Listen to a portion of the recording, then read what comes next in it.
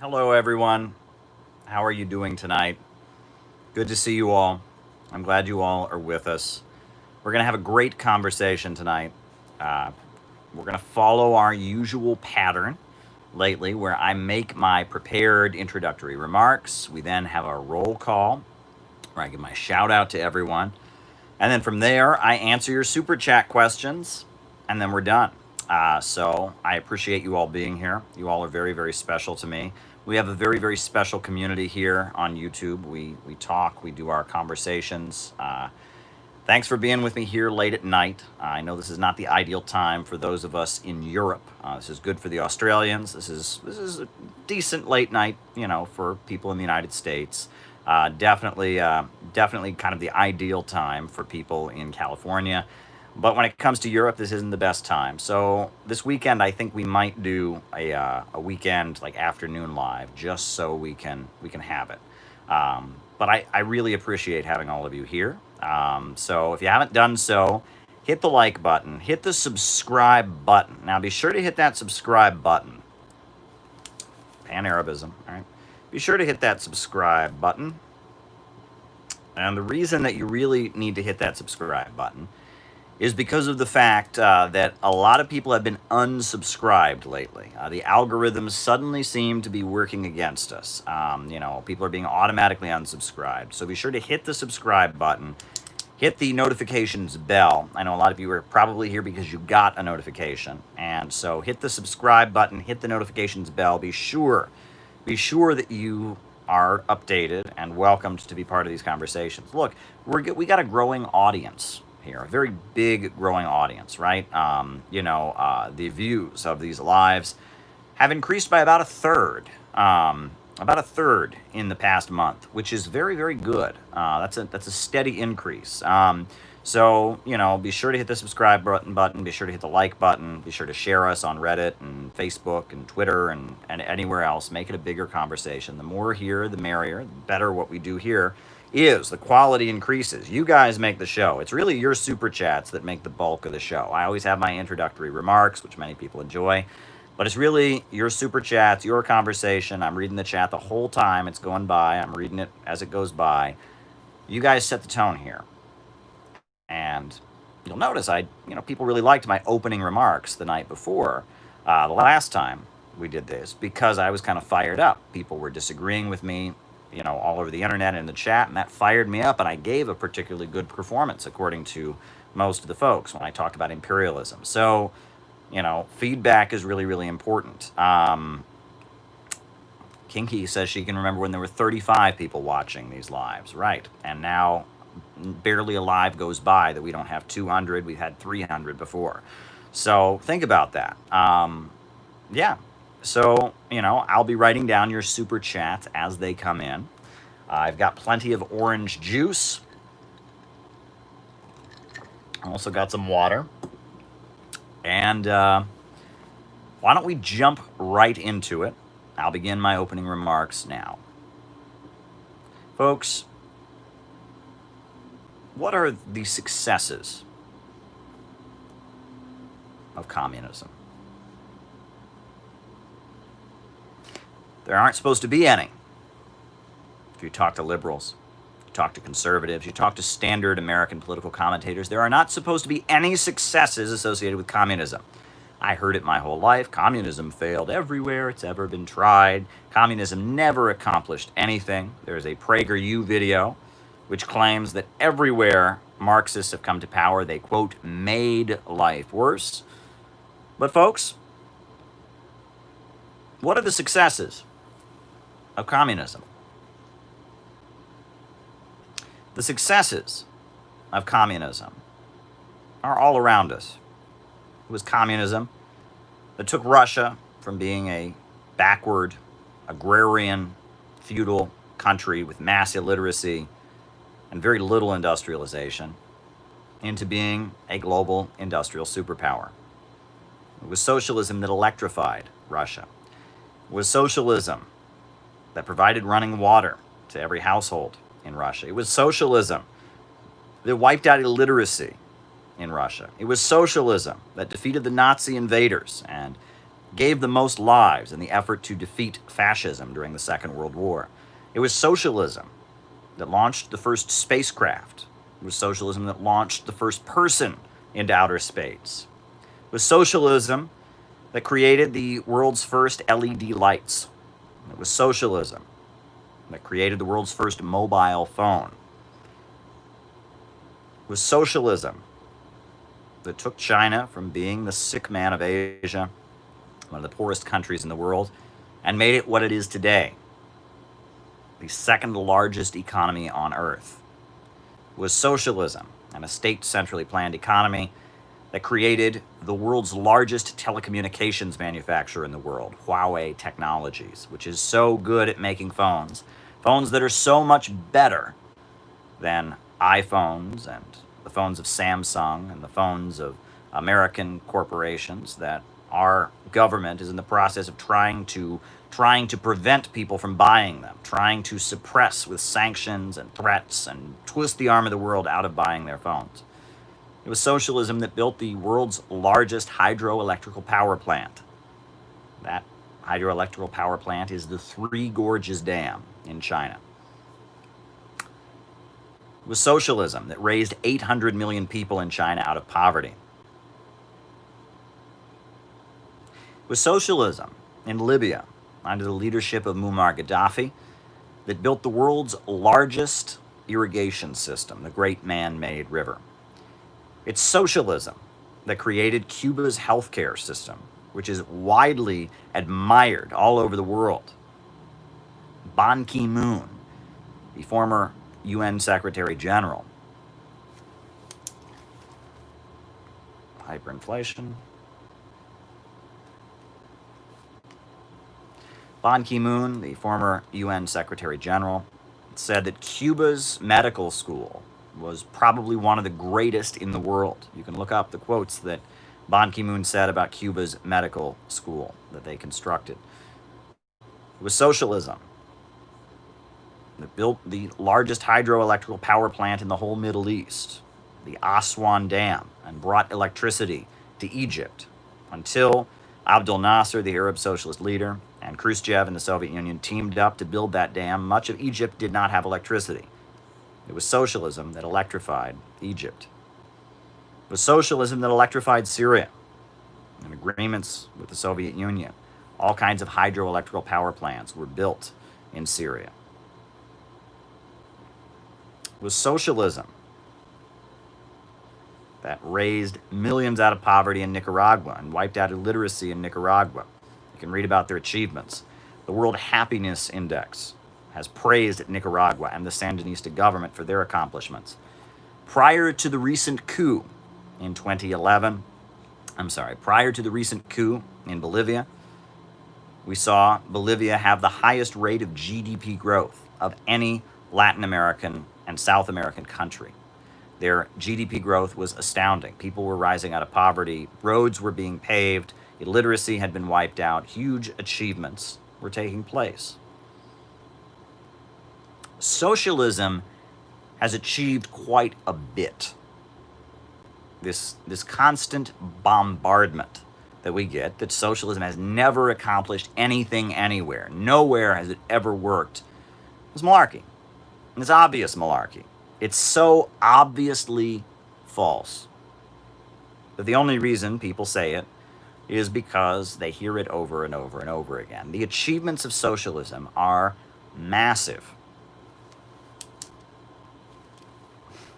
Orange juice lobby.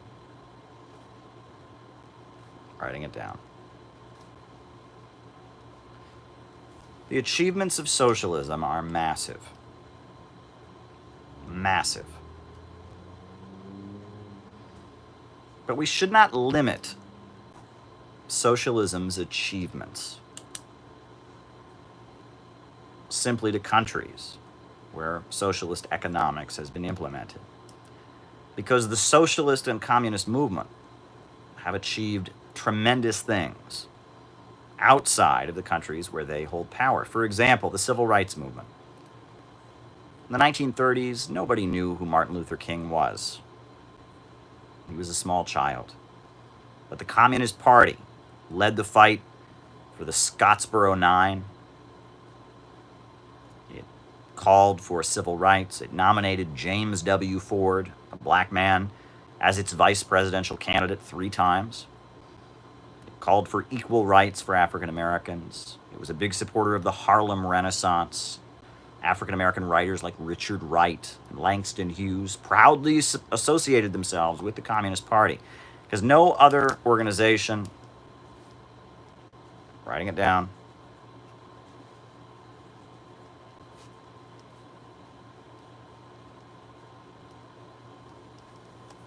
no other organization, no other political party did more to fight for the equality of African Americans during that time.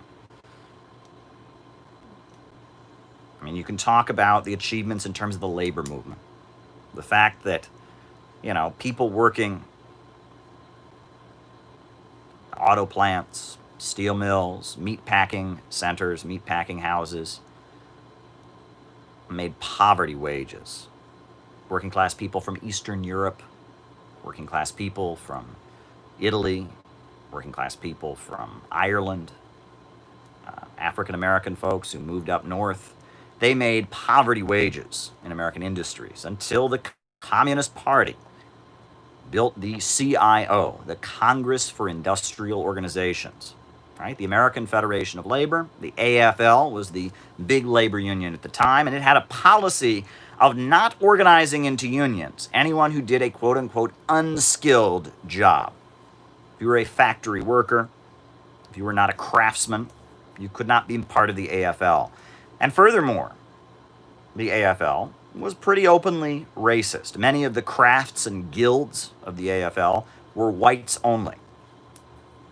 So, it started out with John L. Lewis from the Miners Union, but there was a breakaway from the AFL, and the Communist Party poured in and supplied thousands and thousands and thousands of its members to be organizers for the Congress for Industrial Organizations, the CIO.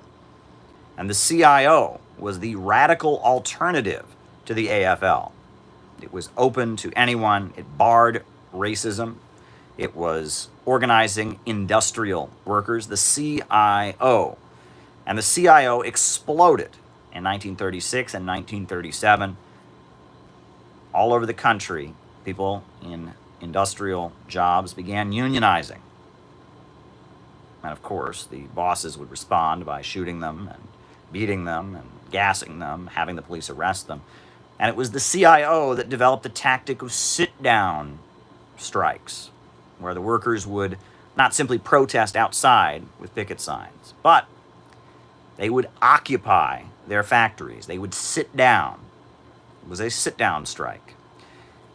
1937, you had an event called the Flint sit-down strike, where auto workers that were part of the Communist Party, mainly part of the Communist Party, some were in the Socialist Workers' Party, some were in the Proletarian Party, a very small party that existed in Michigan at that time. They occupied their factory, demanding the right to union representation on the job. And of course, the local police were sent in to attack them. So they fought the police off with wrenches and screws and tools. It was called the Battle of Bull's Run. At the time, the slur for a policeman, algorithms. The slur for a policeman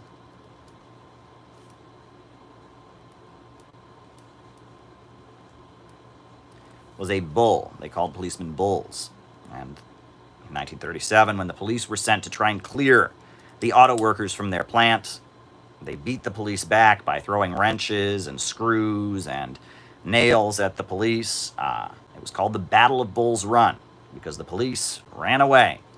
In fact, there was even a moment where they turned the fire hoses onto the police and knocked them over with fire hoses. We hear about police knocking over protesters in the civil rights movement later with fire hoses. But they don't tell us about the day when communists, support black business.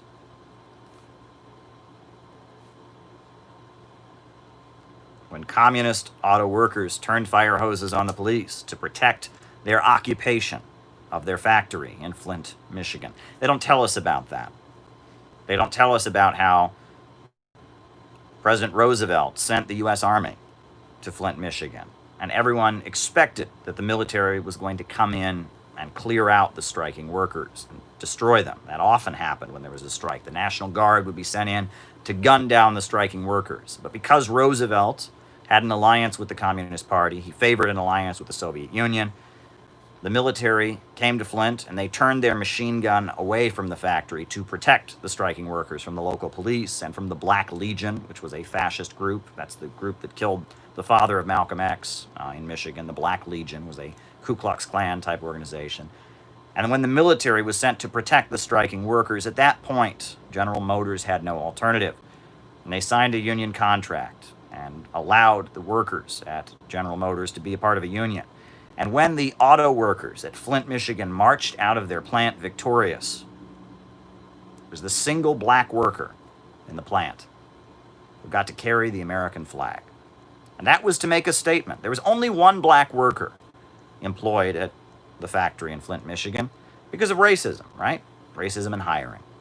And he was employed at the plant. He didn't work on the line. He was a janitor, But they made a point of when they marched out of the plant victorious with their wives and kids and all kinds of people cheering them and supporting them, and they marched out of that plant to have the only black worker in the auto plant carry the American flag, to make a statement that what made the CIO, the Congress for Industrial Organizations, what made the Communist Party, what made the workers' labor movement strong was that it rejected any form of racial bigotry.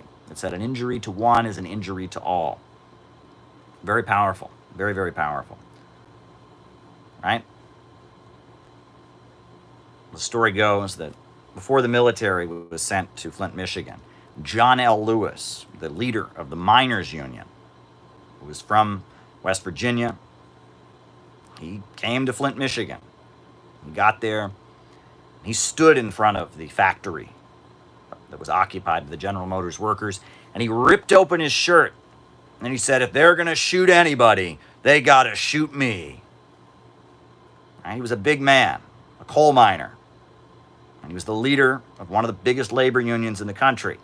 And he said, if they're going to take down these auto workers, they're going to attack these auto workers that occupied their factory, why, they are going to have to attack and take down the leader of the miners' union.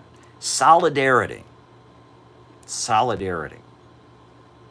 And of course, the victory at the Flint sit-down strike made an explosion of sit-down strikes all over the country. Workers occupied their factories, refused to leave until their demands were met, all over the country, everywhere.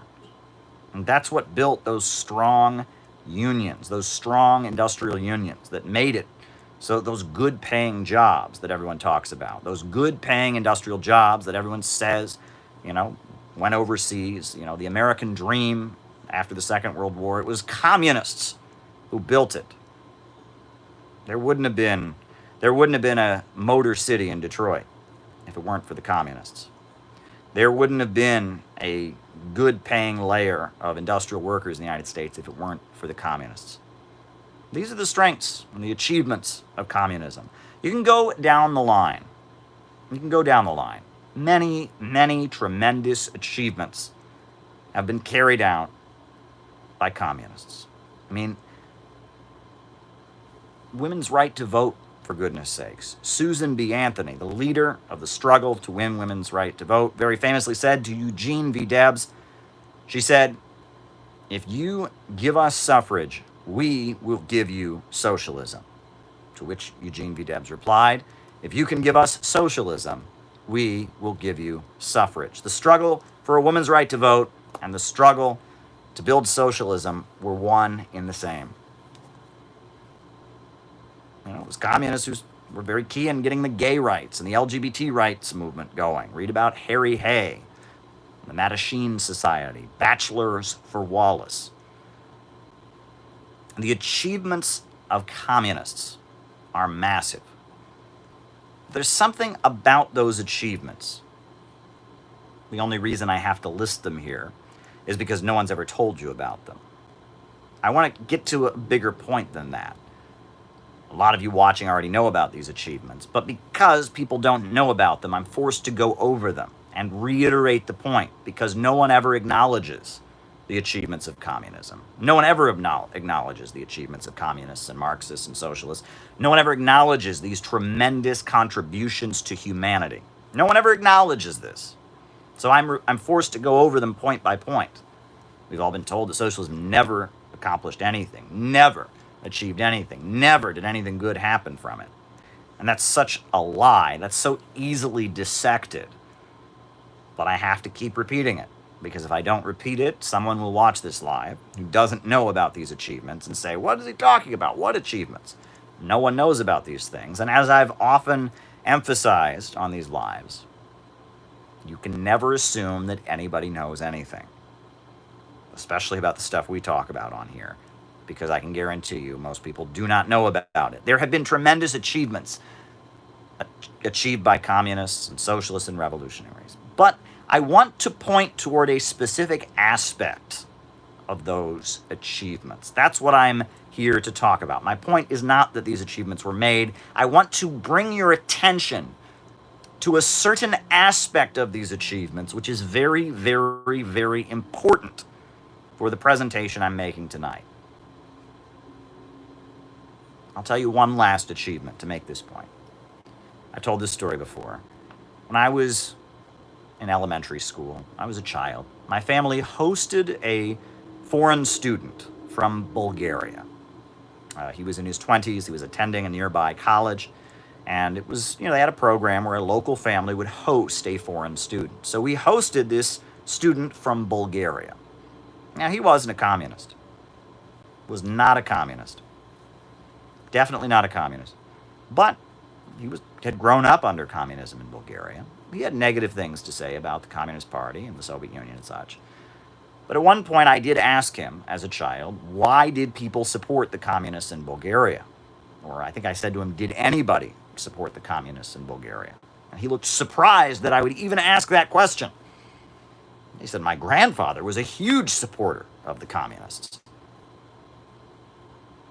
And I asked, why? Why did your grandfather, why was he so supportive of the communists? And he proceeded to tell me a story that stuck with me, that couldn't get out of my head. He told me that after the Second World War, when the Communist Party, the Marxists, came to power in Bulgaria, the country had no paved roads. Bulgaria and Eastern Europe was underdeveloped. It had no paved roads, or very little paved roads. And so his grandfather and all the young men joined together and were organized by the communists to build roads in Bulgaria. And they would go from town to town, from city to city, laying the pavement for Bulgaria's roads. And that his grandfather remembered this as the most glowing experience of his life. How they would go from town to town, from village to village, thousands of young men laying pavement. And they were treated as heroes when they would arrive in a new village. Everyone would applaud for them. These are the youth, the future of the nation. And they're working hard in the hot sun. They're sweating. But they're doing it so that our nation, Bulgaria, can have roads. And it was a moment in which it seemed that the whole country was coming together. People weren't building roads for their own self-interest. They weren't building roads so that they could become a rags-to-riches millionaire and be on MTV. They were building roads because they felt like they were part of a community, like they had a historic duty. They had something to achieve. And he said that his grandfather, decades and decades later, was always the most loyal supporter of the communists in Bulgaria because of that experience of being a young man and helping his impoverished, poor Eastern European country build paved roads.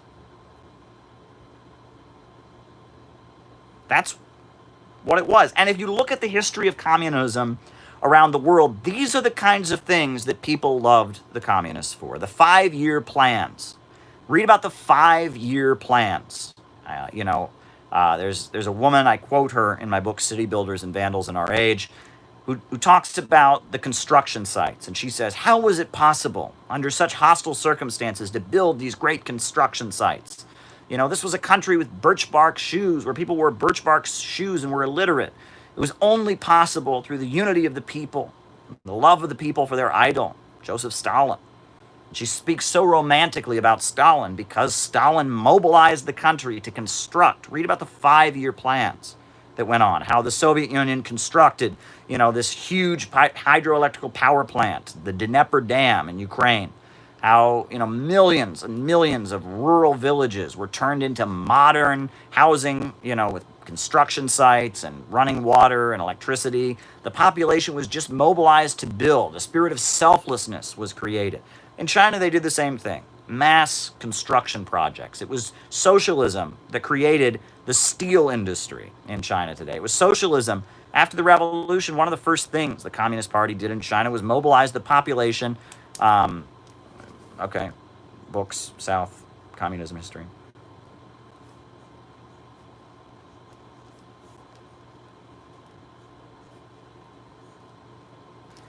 It was after the revolution in China, the population was, mobilized to build storm levees that would, prevent flooding. Flooding was a frequent problem in many parts of China. It was the Communist Party mobilized people to build storm levees.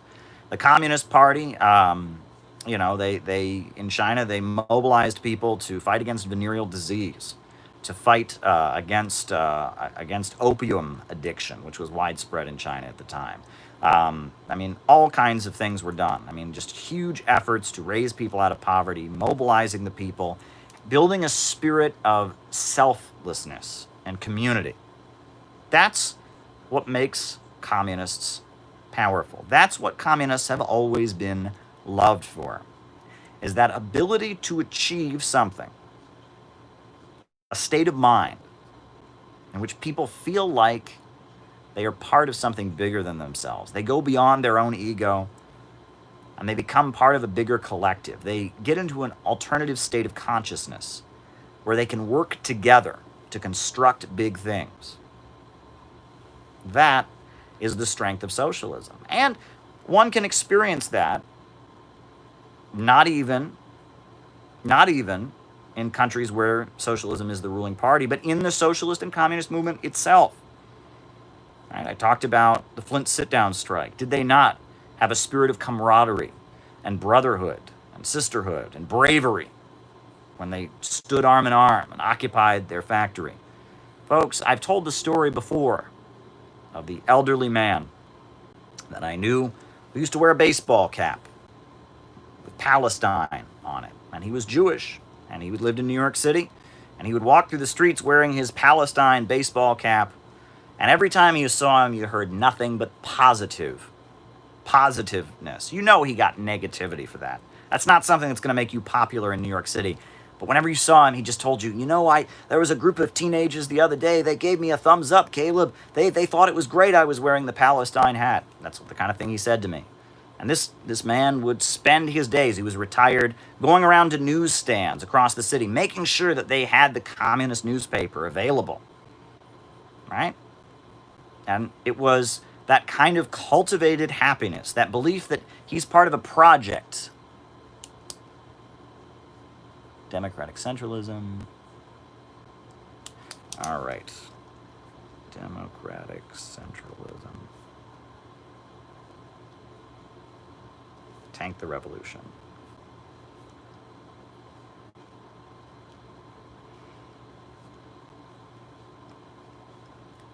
It was that belief that he was part of something bigger than himself. He was part of a bigger project.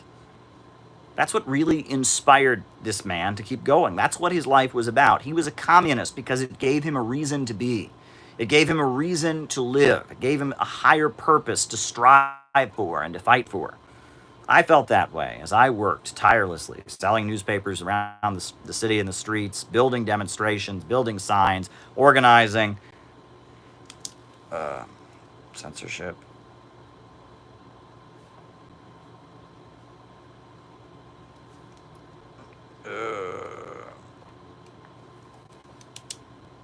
Right? That's why people join socialist and communist movements. It gives them that sense of being, that sense of purpose in their life. That's the strength of socialism.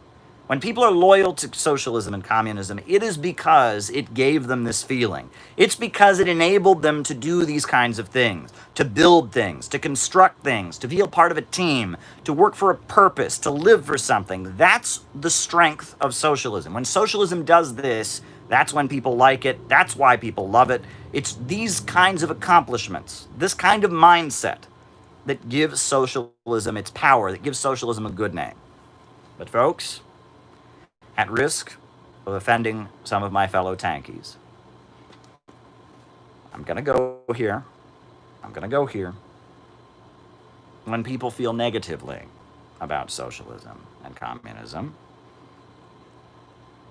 and yes, there are exaggerations out there. Yes, every allegation against socialism and communism is blown up bigger by opponents of communism. But when people feel negatively about socialism and communism, what kind of things do they talk about? Well, great example is the Cultural Revolution in China. It was an awful, awful experience. The teenagers of China were mobilized to go through China trying to overthrow their parents, and breaking things, smashing ancient temples, destroying things, tearing things down, beating up teachers, beating up people accused of not being loyal enough to Mao. It was an atmosphere of destruction. It was an atmosphere of vengeance. It was awful. When people feel negatively about communism, they associate the Cultural Revolution. The Cultural Revolution is something that makes people feel very negative about communism. In fact, it's very likely that if Deng Xiaoping had not come to power and ended the Cultural Revolution, that communism and the Communist Party might have been thrown out in China, because so many intellectuals and smart people lived in absolute terror because of the Cultural Revolution. Or you can talk about the Great Fear, the Great Terror, Yezhov Shina, 1936, 1937. And yes, even the most ardent defender of Stalin will tell you that was a bad, bad time. People were turning in their neighbors. The secret police was arresting people. People were sent to gulags to do forced labor and be miserable. The Great Terror, Yezhov Shina, was an awful time. It was an atmosphere of fear. It was an atmosphere of terror. It was an atmosphere of punishment. People taking revenge, accusing each other of being fascist spies, being conspirators, of not really being loyal enough to the party. The Great Terror is a dark, dark memory in the history of the Soviet Union, a dark, dark memory in the history of communism and socialism. Furthermore, 1871, the first time Marxists and socialists and communists ever took power. 1871, they seized control of Paris, the Paris Commune. Very famous. It's not famous to non-communists. It gets kind of glossed over by major historians. But for those of us who understand the history of Marxism, the Paris Commune is remembered as a very pivotal moment in the history of the world, the first time the working class took power. What had happened was that Prussia, the Prussian Empire, and France were having a war. The French capitalist government surrendered, but the workers of Paris did not want to be colonized and taken over by the Germans, so they formed a working class government, the Paris Commune. And the Paris Commune of 1871 took power, and briefly, for 2 months, there was a Marxist, socialist, revolutionary government in Paris. And what was one of the first things that the Paris Commune of 1871 did? Right? They replaced the police with a community militia. That's true. They granted women the right to vote.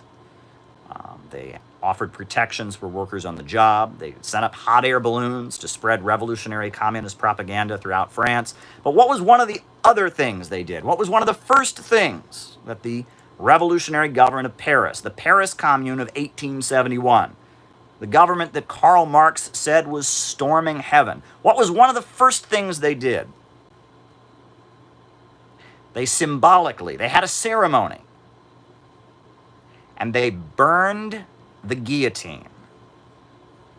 Now, you know what the guillotine was?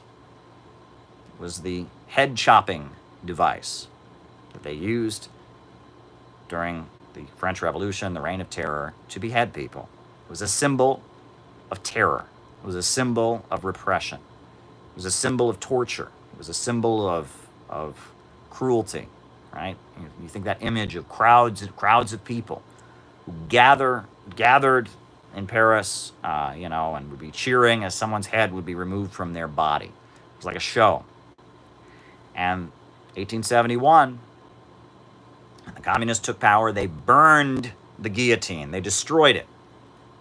Because that memory of the French Revolution and the reign of terror associated with the French Revolution was something that they wanted to erase, right? When people don't like revolutions and don't like leftism and don't like socialism, what do they think of? They think of things like the reign of terror, guillotines. They think of gulags. They think of the Cultural Revolution. They think of firing squads. They think of political repression. I mean, let's be honest. Let's be honest, right? The aftermath of the Cuban Revolution, right? There were a lot of executions that went on. A lot of people from the old government were put to death.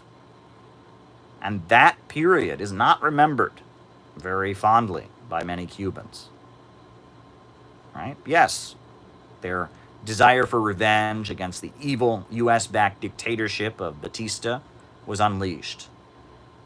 But there was an atmosphere of anger and revenge in the air, and people don't remember that very positively. The aftermath of the Iranian Revolution was very similar. Lots of executions of people associated with the Shah and his regime. They would show their dead bodies on the news to prove they were dead. People don't remember that time in Iran very well. Maybe they like the revolution. Maybe they think the Islamic Revolution did great things. But that moment, when every night it seemed that the news camera was panning over another corpse, that's not remembered very well.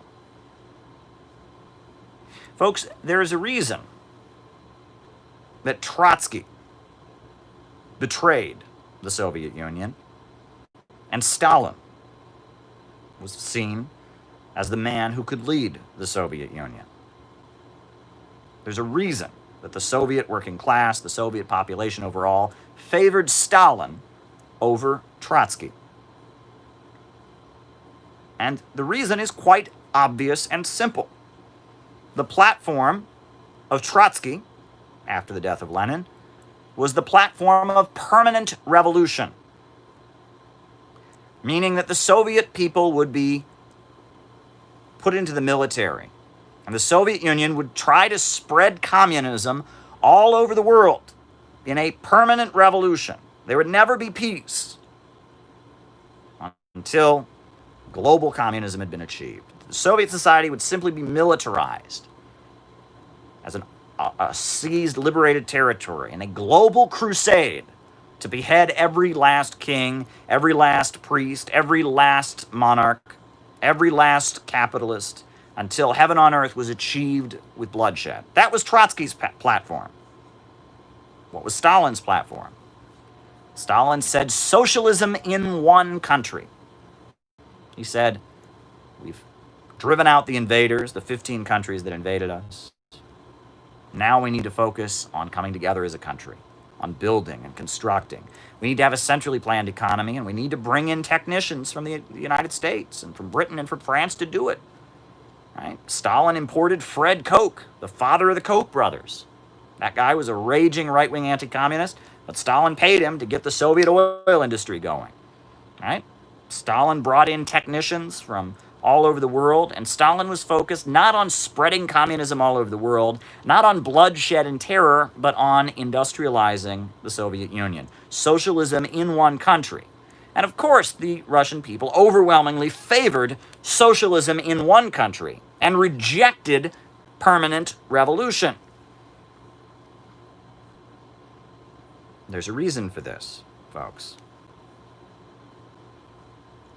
I can give other examples, right? You listen to the old Soviet anthem, at least the English translation of the old Soviet anthem, right? I'm sure the words are very different in Russian. But the Paul Robeson American translation of the Soviet national anthem, one of the verses goes, "Through days dark and stormy, when great Lenin led us, Why was that time considered dark and stormy? Well, that was the aftermath of the Bolshevik seizure of power, when 15 different countries invaded the Soviet Union, when people were miserable and starving, when there were blockades to prevent food and medicine from getting into the country, when a lot of people were executed. A lot of people were executed in the immediate aftermath of the Russian Revolution. Churches were destroyed, right? That's that period, right, was associated, and that's even still today. In Russia, Stalin is far more popular than Lenin. Communists like Lenin, sure. But if you're not a communist, the chances are you might like Stalin. You definitely don't like Lenin, because Lenin's time in power is associated with mass executions. It's associated with civil war and death and destruction. What is going on here? There's a pattern here, folks. I'm trying to tell you that there's a pattern here. The things people like socialism for have one quality to them. And the things that people hate socialism for have another quality to them. And this points to the essence of the problem we are living in. This points to the essence of the synthetic left. This points to what I've been trying to tell you for so long. There's a certain theme here. There's a certain commonality to these examples I am giving you that will help you understand why there is a synthetic left and why there is a real left. There are two different souls within the communist spirit. There are two different psychologies within the Marxist movement. And who better to talk about psychology with than old Sigmund Freud, right?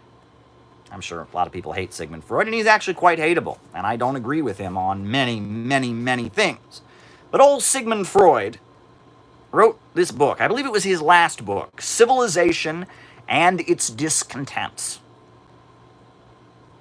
The synthetic left folks love Sigmund Freud, by the way. The Frankfurt School, they love Sigmund Freud. They're all about combining Freudianism and Marxism, right? Now, the Soviet Union, they embraced Freud somewhat.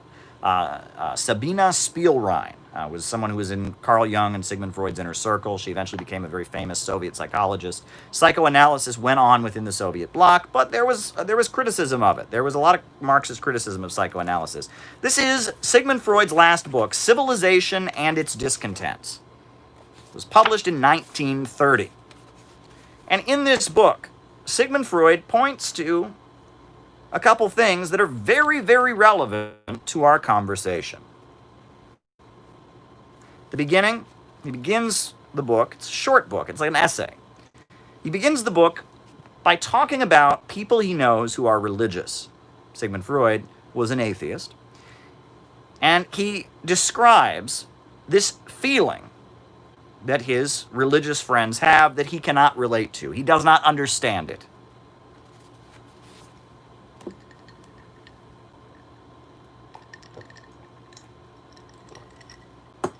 He writes about, referring to his religious friend, that he has a peculiar feeling. This, he says, consists of a peculiar feeling, which he himself is never without, which he finds confirmed by many others, and which he may suppose is present in millions of people. It is a feeling which he would like to call a sensation of eternity, a feeling as if something limitless, unbounded, as if it were oceanic. This feeling, he adds, is a purely subjective fact, not an article of faith. It brings with it no assurance of personal immortality. It brings with it, but it is the source of the religious energy which is seized upon by various churches and religious systems, directed by them into a particular channel, and doubtless also exhausted by them. One may, he thinks, rightly call oneself religious on the grounds of this oceanic feeling, even if one rejects every belief and every illusion. Now, Freud can't relate to this, but he says religious people, yeah, Milwaukee, I'm writing it down. Milwaukee. Socialism. 2010. 1910. All right. He's describing how religious people have this feeling of being part of eternity. He describes it as a sensation of eternity, a feeling of something limitless, unbounded, as if it were oceanic. Right? Later, he describes this same feeling that he observes from people who are religious that Sigmund Freud, of course, cannot relate to. He says, I can imagine that the oceanic feeling became connected with religion later on. The oneness with the universe, which constitutes its ideational content, sounds like a first attempt at a religious consolation, as though it were another way of disclaiming the danger which the ego recognizes as threatening it from the external world. He's talking about this emotional feeling that people who are religious, or maybe not religious, part of mass movements, part of a community dedicated to fighting for a cause, feel. Freud, being a selfish asshole, can't understand it, right? We know that Sigmund Freud was not a particularly nice person. He can't understand it. It doesn't make any sense to him. But all of his clients who are religious, they just get this feeling of joy, this feeling of being eternal, this feeling of being bigger than themselves from being religious. He just can't understand it.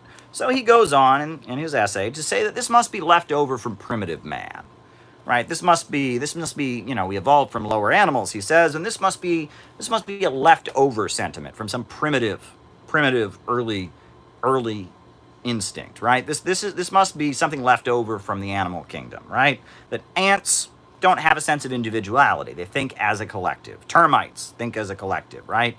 Wolves in a pack. He thinks that this primitive feeling of kind of giving up one's ego and being part of something bigger than themselves, he says this must be a primitive state of being, and that part of humans evolving and becoming more civilized is giving up that feeling. But wait till what he says later. Later, Sigmund Freud is starting to explain what civilization is. And he realizes that part of what being civilized means is that one imposes restrictions on one's impulses. This is what he writes. He says, the liberty of the individual is no gift to civilization. The development of civilization imposes restrictions on it, and justice demands that no one shall escape those restrictions.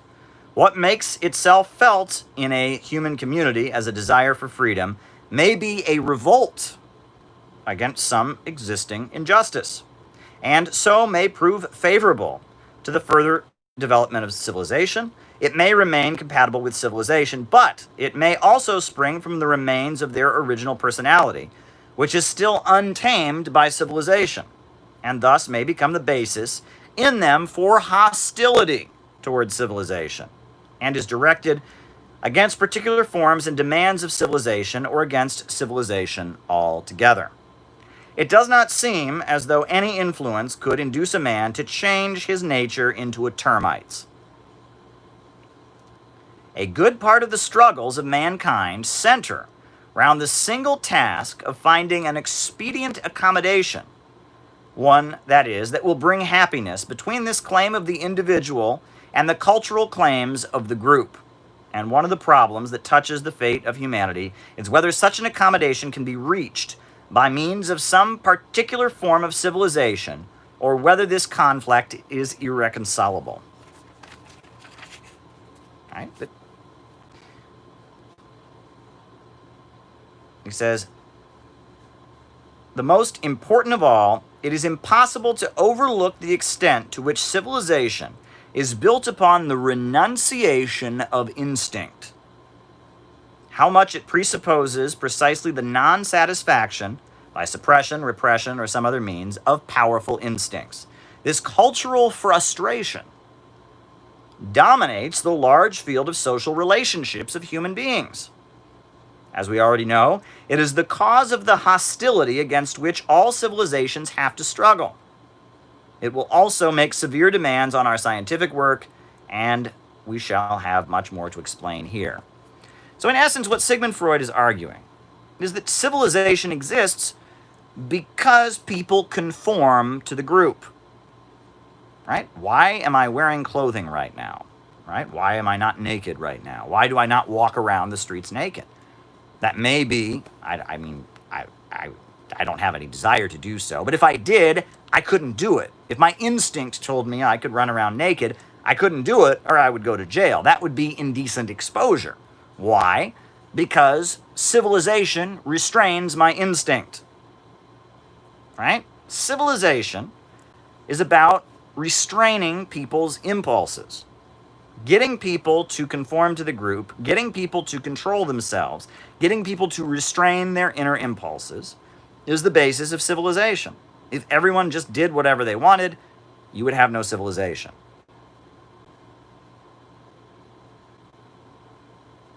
Right? Civilization is built on people restraining their impulses, built on them following rules, built on them exercising self-control. That's the basis of human civilization. That is the basis of human civilization. People restraining themselves for a higher purpose.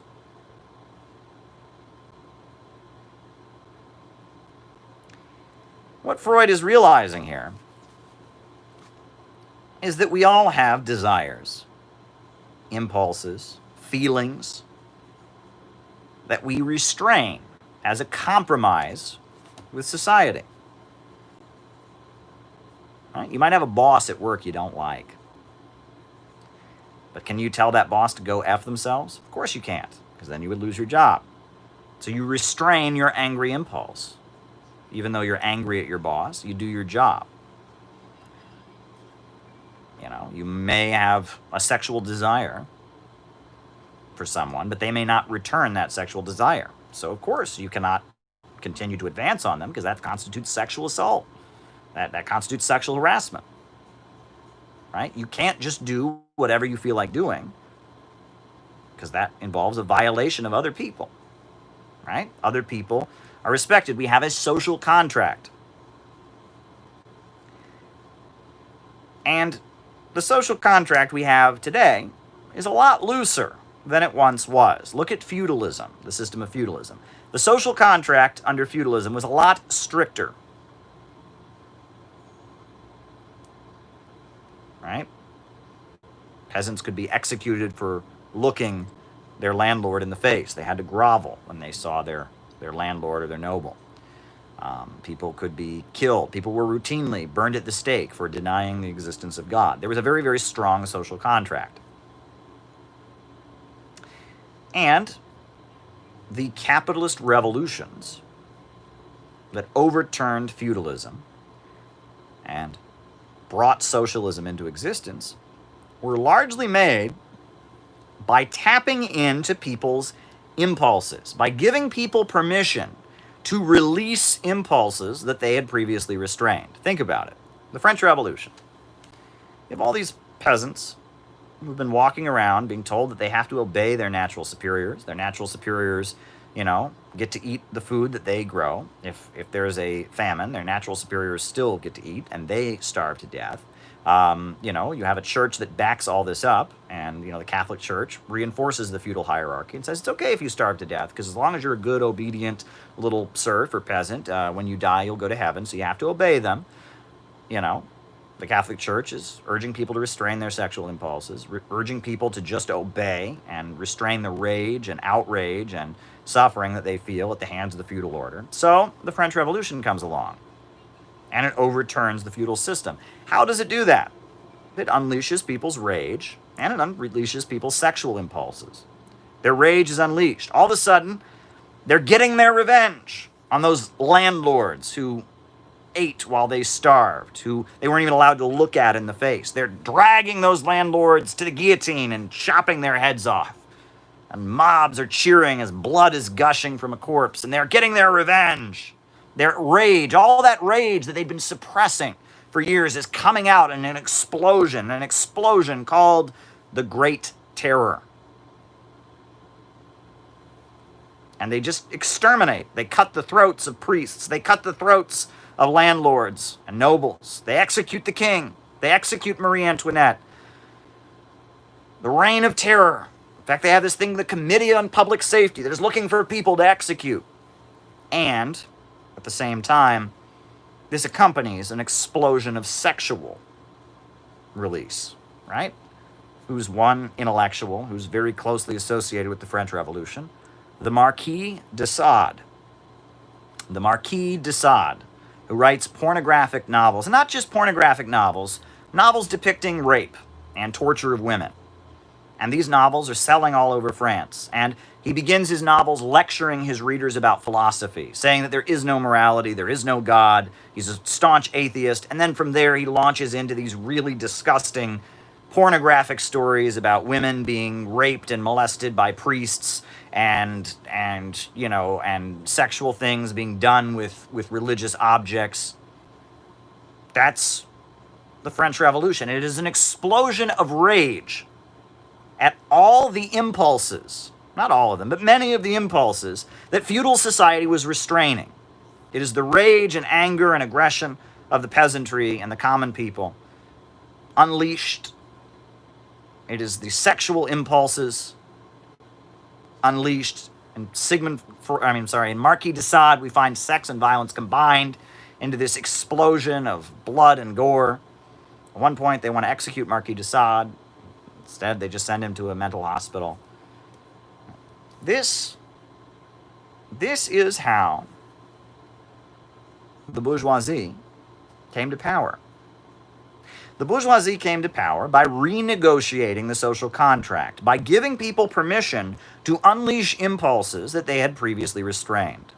The desire for vengeance, the desire for destruction, the desire to tear down and behead kings was unleashed by the capitalist class in order to take power. And to be fair, they gave us a much more restrained social contract. They gave us freedom of speech and freedom of assembly, kind of. They gave us freedom of the press, kind of. They gave us freedom of religion, kind of. I mean, we're a lot more free than we were under feudalism. That's a fact. It's not perfect, of course, but, there's plenty of hypocrisy, plenty of, we've talked about that before, but there's no question there's a higher level of social liberty than there was under feudalism. And this is how the entity that you can call the left learned to win politically. The left gave people permission to unleash their impulses. Right? The terms left and right go back to the French Revolution.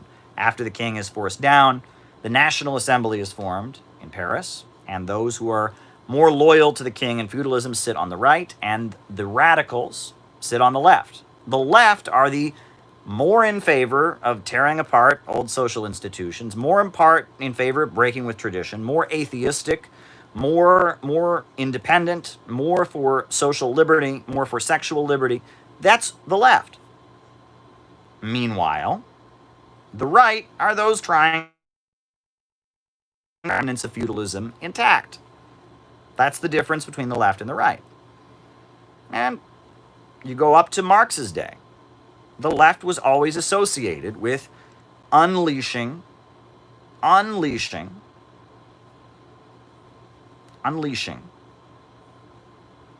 restraints on impulses. Whereas the right is associated with that religious feeling that Sigmund Freud associates with, that oneness, that being part of an eternal community. It's the right that are associated with oneness, trying to uphold the remnants of feudalism, trying to uphold traditional religion, etc. It's the left that's associated with liberating people from restraining their impulses. And Marx is deeply influenced by that. Right? Karl Marx is deeply influenced by that. Marx first becomes a radical because he loves the French Revolution. He's in the cafes of Paris with the left Hegelians. That's where he meets Frederick Engels. That is the left. The left becomes associated with unleashing people's desire for revenge, their desire to tear things apart, their desire to not be socially restrained, their desire to not be controlled by a community, but instead their desire to tear things down, their desire to unleash their tapped up and pent up rage. All of this is what the left is associated with. Meanwhile, it's the right wing that are associated with patriotism and religion and tradition and oneness. Ask not what your country can do for you, but what you can do for your country. Right? This is the battle. The revolutionary is about unleashing the impulses. The conservative is about preserving tradition and achieving that oneness, that feeling of community. But wait a second. The Cold War comes along. And it all gets really confusing now, doesn't it? Doesn't it all get really, really confusing? Doesn't it all really, really perplex and confuse you now? Because now it doesn't make any sense. Especially in the 21st century, this doesn't make any sense. Because the communists, who took power in Russia and in China and in Cuba, everywhere, by unleashing people's desire for revenge against landowners and against the church and against the aristocracy, their rage, what makes the communists loved? What is it that people like about the communists? Their ability to create that magical feeling of oneness, the 5-year plans, community, comradeship, brotherhood, working for the good of the community, being part of a bigger project to save humanity, construction. People love communists for construction. Meanwhile, the ugly side of communism is what they originally took power on the basis of. Communists came to power on the basis of, we're going to tear things down, we're going to let you get revenge, we're going to tear apart feudal institutions, you're going to let your anger out, you're going to let your sexual desires out, we are going to come to power through the unleashing and the renegotiation of the social contract and the unleashing of your impulses. That's how the communists came to power. But everything that they did in that vein is associated with very, very negative feelings. Meanwhile, everything they did to create this oneness is associated with very, very good things.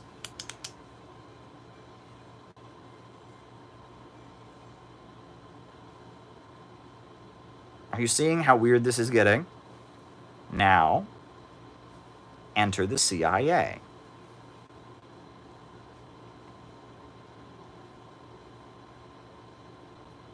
All right? Read about the Congress for Cultural Freedom. I've told you all about it before.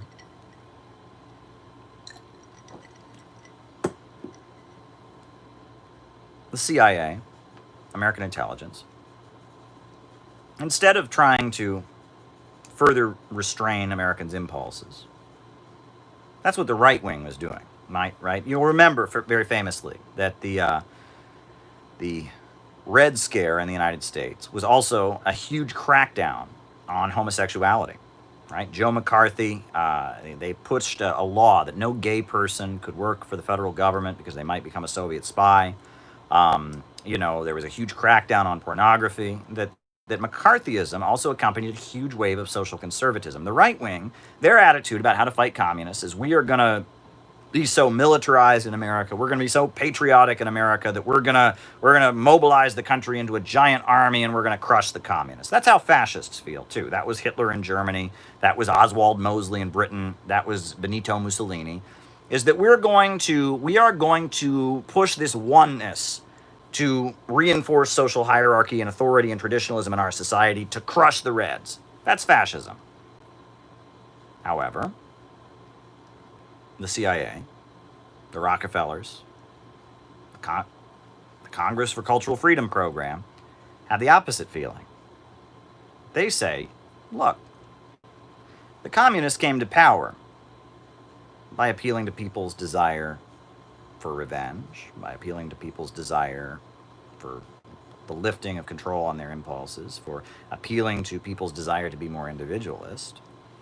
Maybe we meaning Western capitalism, can hijack those feelings to no longer serve the communists, but instead to be utilized against them. And you'll notice that the Soviet Union, China, Eastern Europe were quite conservative. Homosexuality was illegal in the Soviet Union. Abortion was illegal in the Soviet Union. They promoted the Soviet family. Mother, father, kids.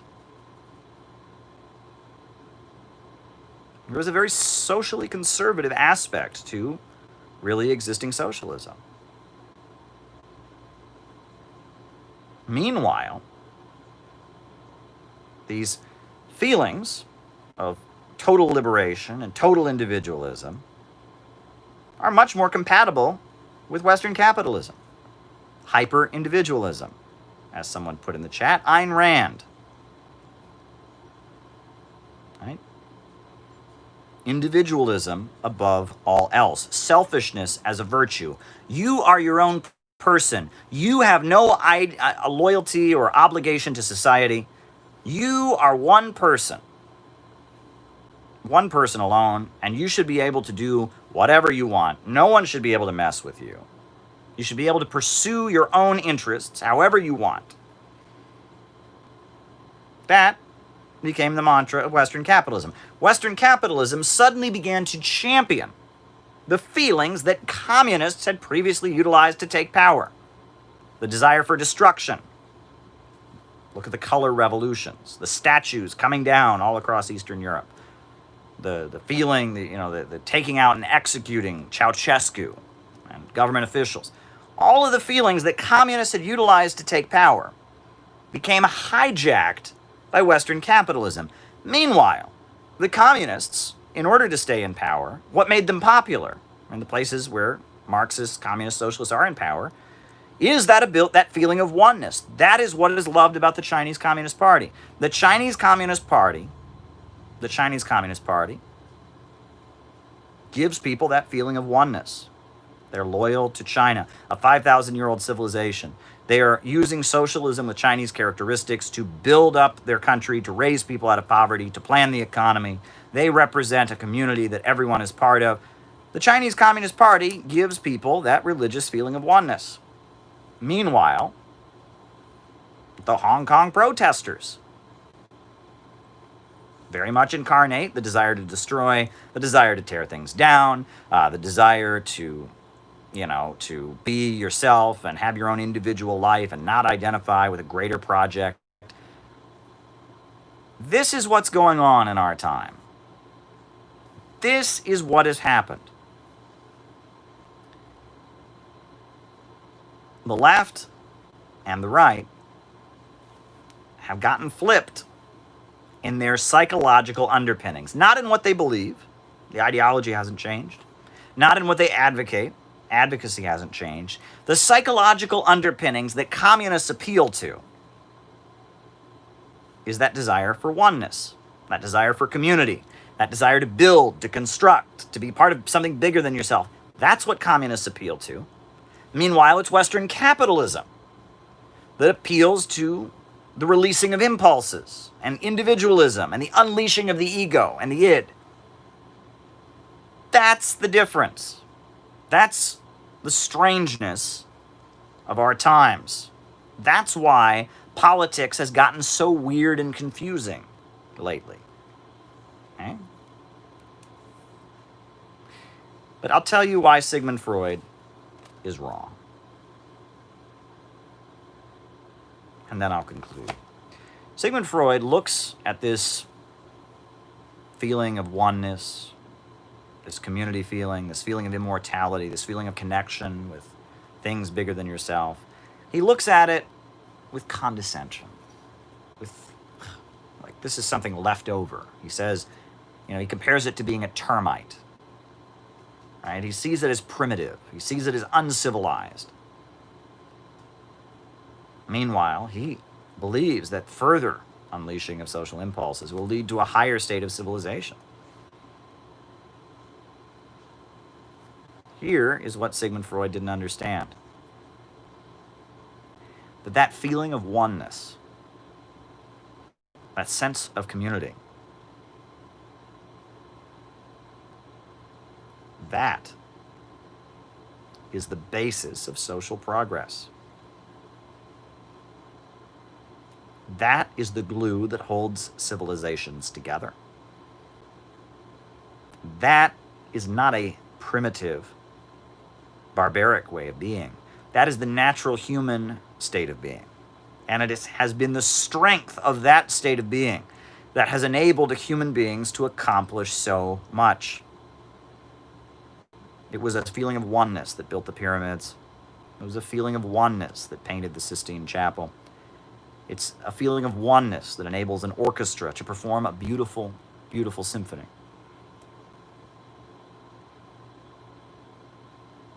It's a feeling of oneness with one's family, one's community. It brings happiness.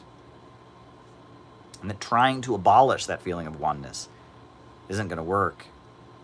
Furthermore, the reason that capitalism does not work is because of a lack of that feeling of oneness. Capitalism enables capitalists, owners of private means of production, to do whatever they feel is profitable, to work in their own profitable interest, to do whatever they want to do.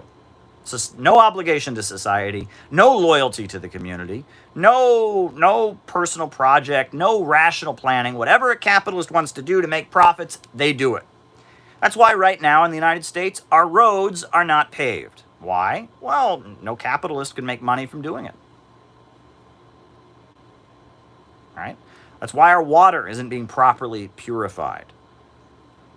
That's why, at this point in the United States, we have some of the worst schools in the whole Western world. Look at our scores. You know, we talk about Americans being dumb. We can't find our own country on a map. That's what this is about. Why should we do that? Everyone's doing their own thing, man. Everyone's fulfilling their own ego. The impulses are not being restrained. Everyone works in their own rational self-interest, and it just so happens that the richest of the rich always win.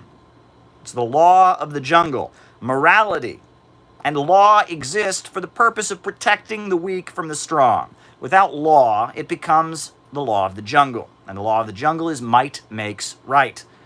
And when you strip away law, and morality and things like that, the richest of the rich, the most powerful, rule over the weakest, those without money, without any restraint. When the law stops, tyranny begins.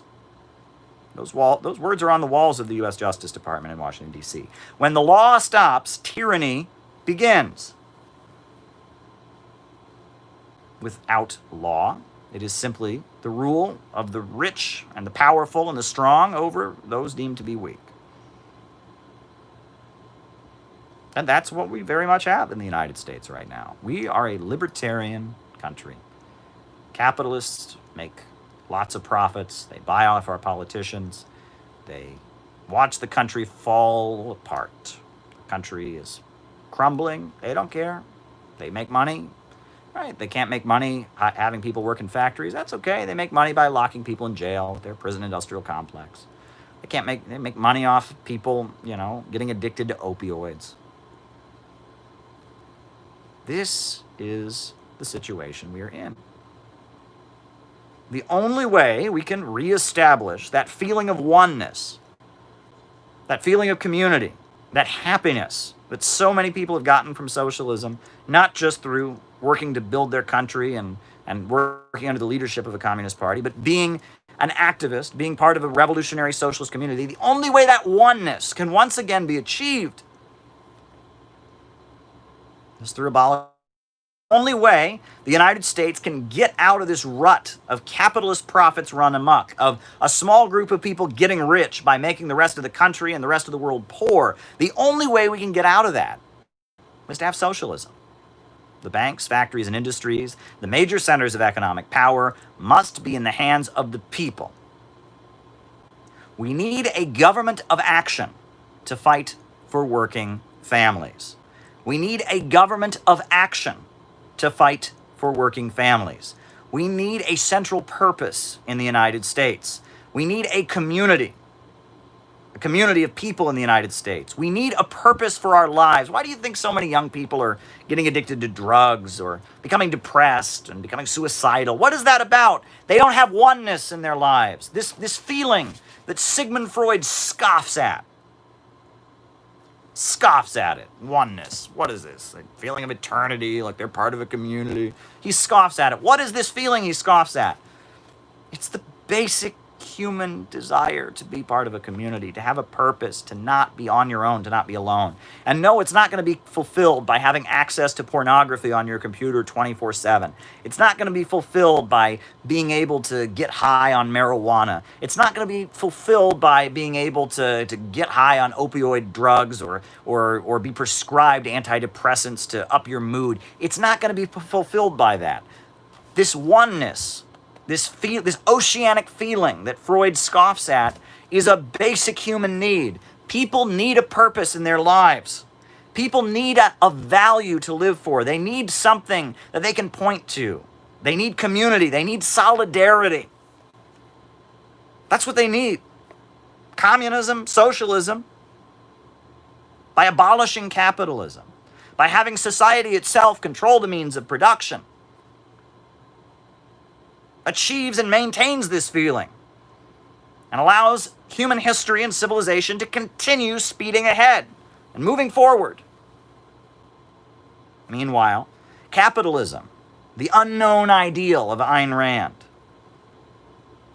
the belief that selfishness is a virtue, but compassion is weakness. It leads us further down the road to civilizational collapse and decay. But the synthetic left does not identify with oneness. They don't identify with community. They are continuing the belief that came out of the French Revolution, that leftism, revolutionary politics, socialism, shouldn't be about building or constructing. It should just continue this effort to lift social restraints, tear things down, give people more freedom, give people more permission to release their impulses, let people get their rage out, let people scream and yell, let people tear down things, let people accuse people of being racist, sexist, and homophobic, let people vent their rage, give people permission to be angry, give people permission to be sexual, give people permission to be lazy, give people permission to do all the things that society prefers. That's what they want leftist politics to be about. They see leftism as a movement to unleash impulses. And of course they hate existing socialist countries, because the strength of socialist countries is that feeling of oneness that they want to get rid of. Right? They hate Syria, they hate China, they hate Vietnam, they hate Korea, they hate Venezuela, because those societies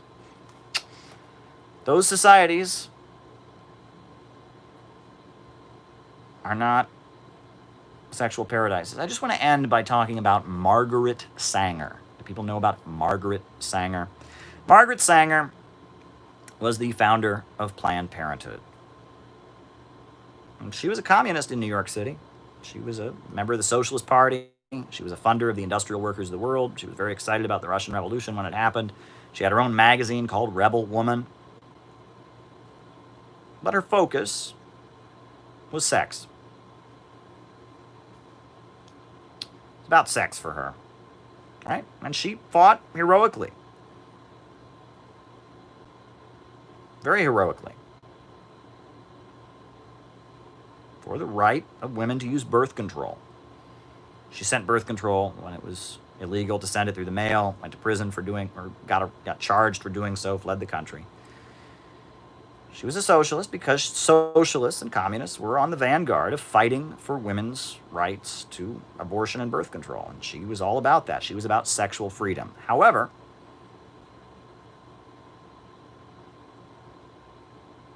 the Soviet Union was about something different.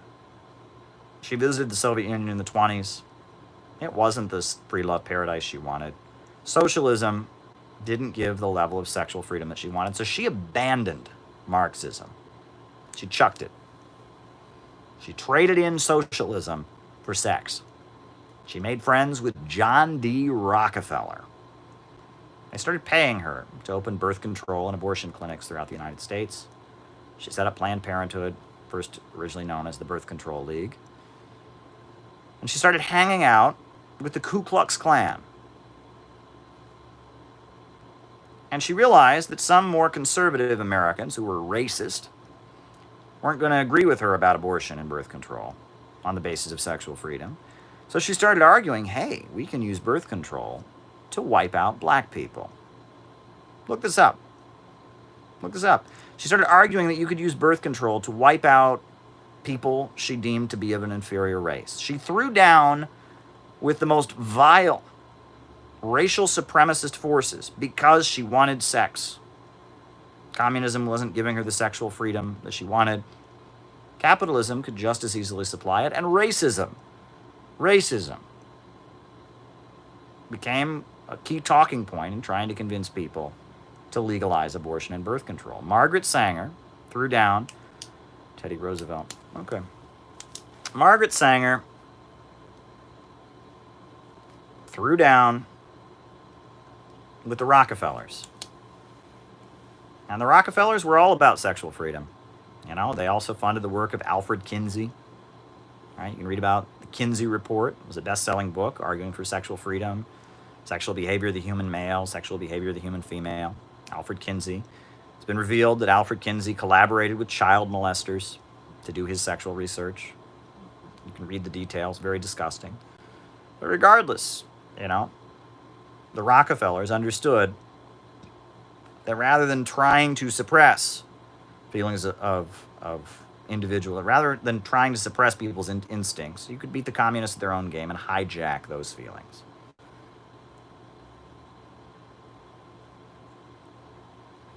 And that's what imperialism has become. Liberalism now has the upper hand.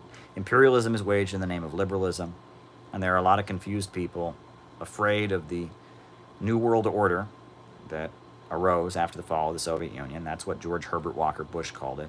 They're confused, ideologically confused. They don't know what they don't know what they believe. They don't know what to believe.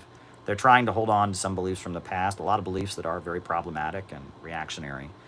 What they're really trying to hold on to is a desire for that feeling of oneness. They got it from religion. They got it from their family. They got it from something, and they're trying to hold on to that feeling. And because the left has been hijacked by people that are trying to abolish that feeling, they don't know what to do. They have no idea where to turn. That's the confusion of our time. Well, the only way out of this is to reorient leftism, to build a socialism that gives people that feeling of oneness, a socialism that's not about tearing things down, a socialism that's about construction. How do I achieve this oneness? Okay.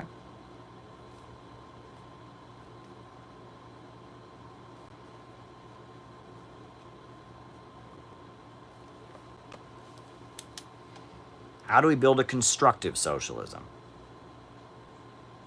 How do we build a socialism that gives people a community to be part of? How do we build a socialism that's about building, not about tearing things down? How do we build a socialist community that empowers people and gives people hope and gives people that eternal feeling of being part of something bigger than themselves? How do we do that? That's what I'm trying to figure out. I hope that you will help me to figure it out. And that concludes my opening remarks. I hope you all enjoyed it.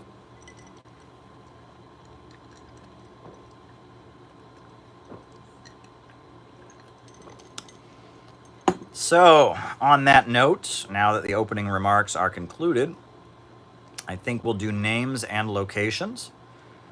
So just names and locations, folks. I'll call you out as I see you. Then we'll start doing these super chats. Australia, Oz Whistles. That's the first one I saw. Who else is here?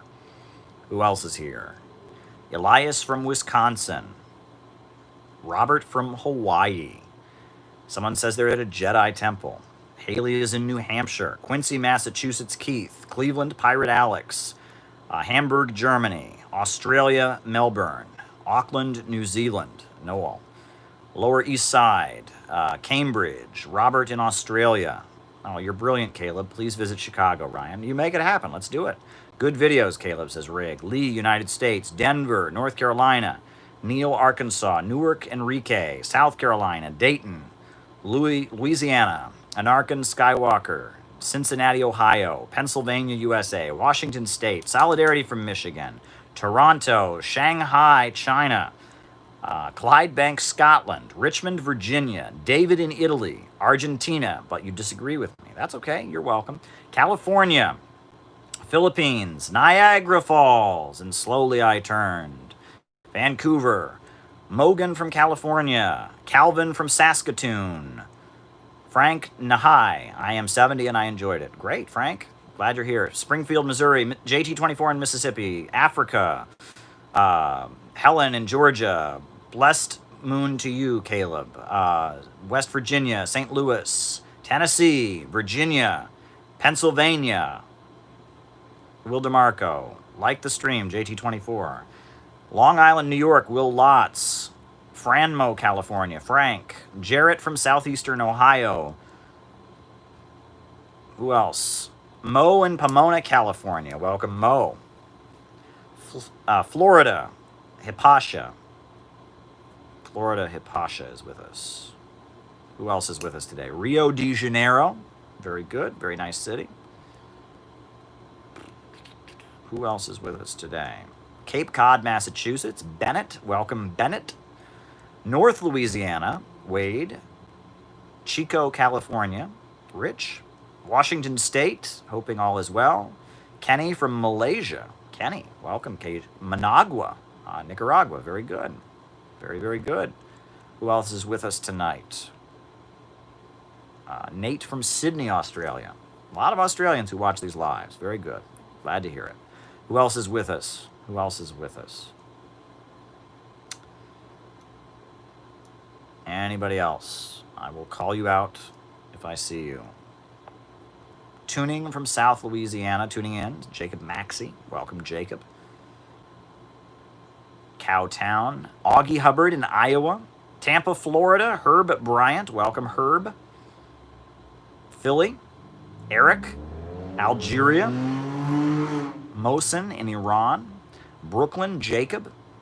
Munich in Germany. Wow, it's late for you over there. I'm glad you're here. Nixon in the Thunderdome. Okay. Florida, unfortunately. Oh, I mean, that's a nice state. Coogee, UK.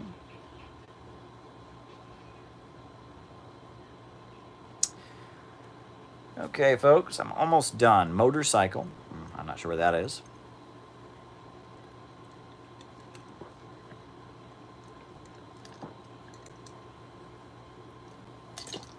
All right. Okay, Mickey from China. Welcome, Mickey.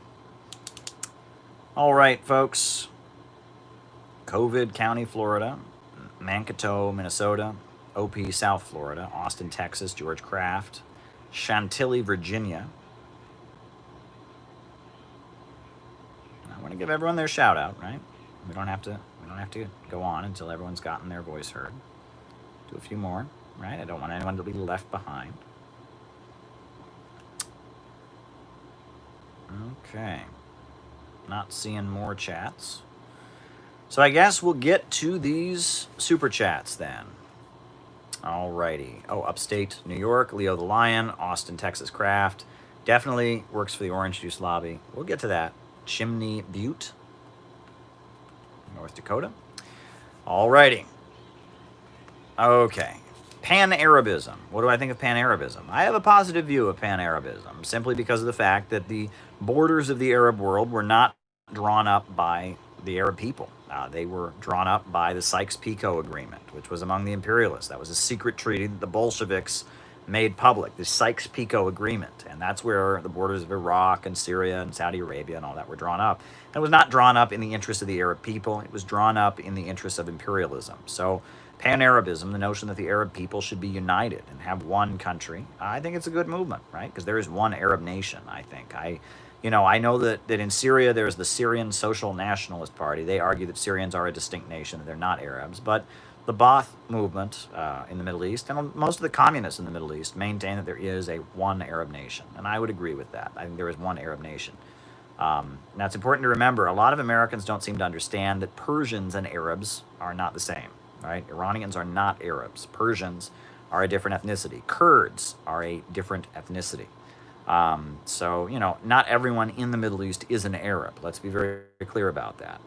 And not every Arab is a Muslim, right? Let's be clear about that too. There are Arab Christians. There are Arab Jews. I mean, that Arab, Arab is not a religion. Arab is an ethnicity.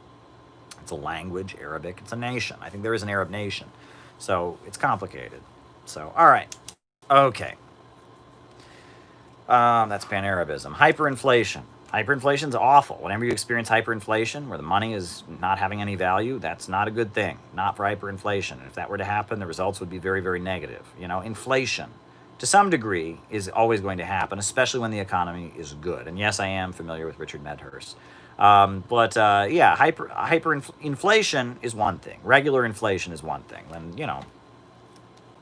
inflation is when the value of money decreases. And when economic times are good, that happens. When things are bad, when the economy is contracting, you have deflation. Can you explain why the U.S. isn't a nation? Okay. Written it down. But yes, for the most part, some rate of inflation is going to happen. Hyperinflation, very bad. All right. Do I work for the orange juice lobby? No, I do not. I do not work for the orange juice lobby. And in fact, if it was another time of day, I'd be drinking unnamed diet beverage, but instead of that, I drink orange juice and water. I'm going to drink water. All righty. Okay. Have I read In Defense of Trotsky by David North? I have not. I actually met David North one time. That's a long story I'm not going to tell on here.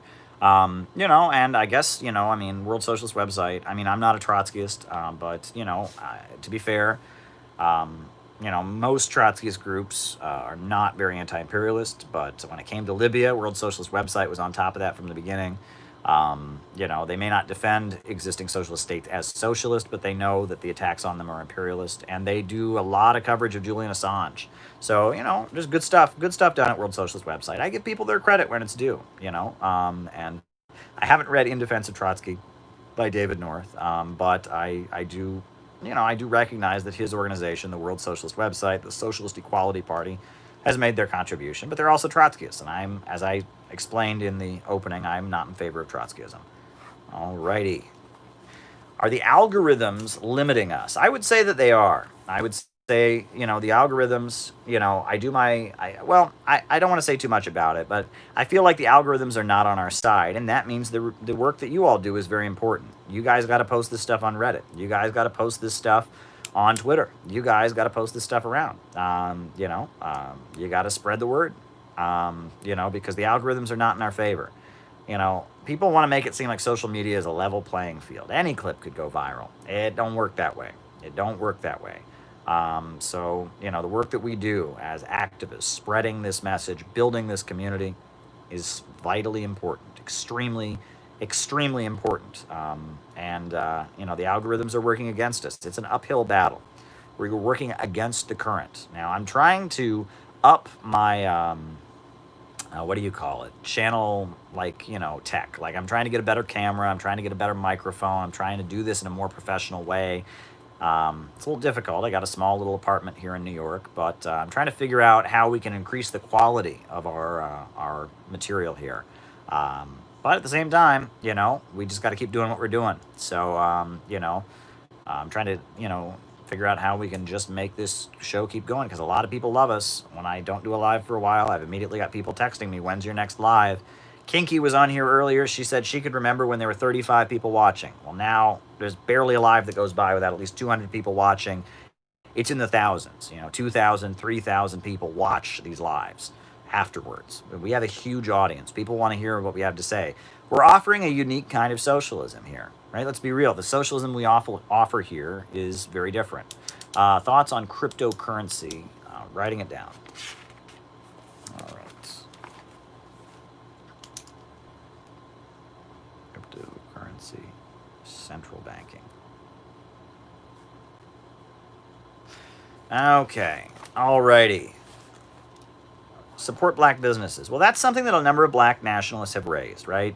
Not just Minister Farrakhan, I believe the Black Hebrew Israelites and CORE, Congress of Racial Equality, and I think Kwame Ture, who was like a scientific socialist, black revolutionary leader, originally Stokely Carmichael. A lot of black activists have raised that demand, or that thing, and I think that that's an issue of self-determination. To support black businesses, to buy black. I think there's some toothpastes and there's different things, and that's they feel like economic nationalism, the black community spending its money in the community, is something they raise, and they push that, and it's not really my place as a white person to comment on that. If black people feel that is best for the black community, they should do it, and if they don't, they should not. I'm not gonna try to meddle in that, and that's all there is to it. I know it's a very common vision that black nationalists put forward, and I have a huge amount of admiration for black nationalists, so if they're putting that forward, I'm not going to argue with them. And it's been a long-standing call, and has it had an impact? Maybe. I don't know enough about how much impact it's actually had, but yeah, there you go. Alrighty. Communism in the U.S. South history books. Probably the most important book on the history of communism in the U.S. South is called Hammer and Hoe. Um, it's by Robin D.G. Kelly, who I actually had the honor of meeting like 2 years ago. Hammer and Hoe. And it's about the Communist Party of Alabama in the 1930s. It's very good. But there's also, I mean, there was a leader of the Communist Party of the South named Hosea Hudson, and he wrote an autobiography. It's very good. Eurasian infrastructure innovation, Russia and China's cooperation to build infrastructure. Okay, writing it down.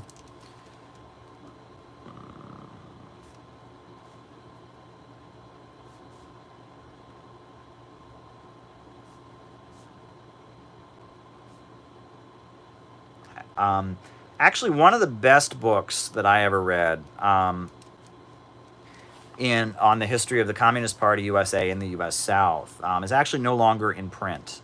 It's called "You Cannot Kill the Working Class," and it's by Angelo Herndon.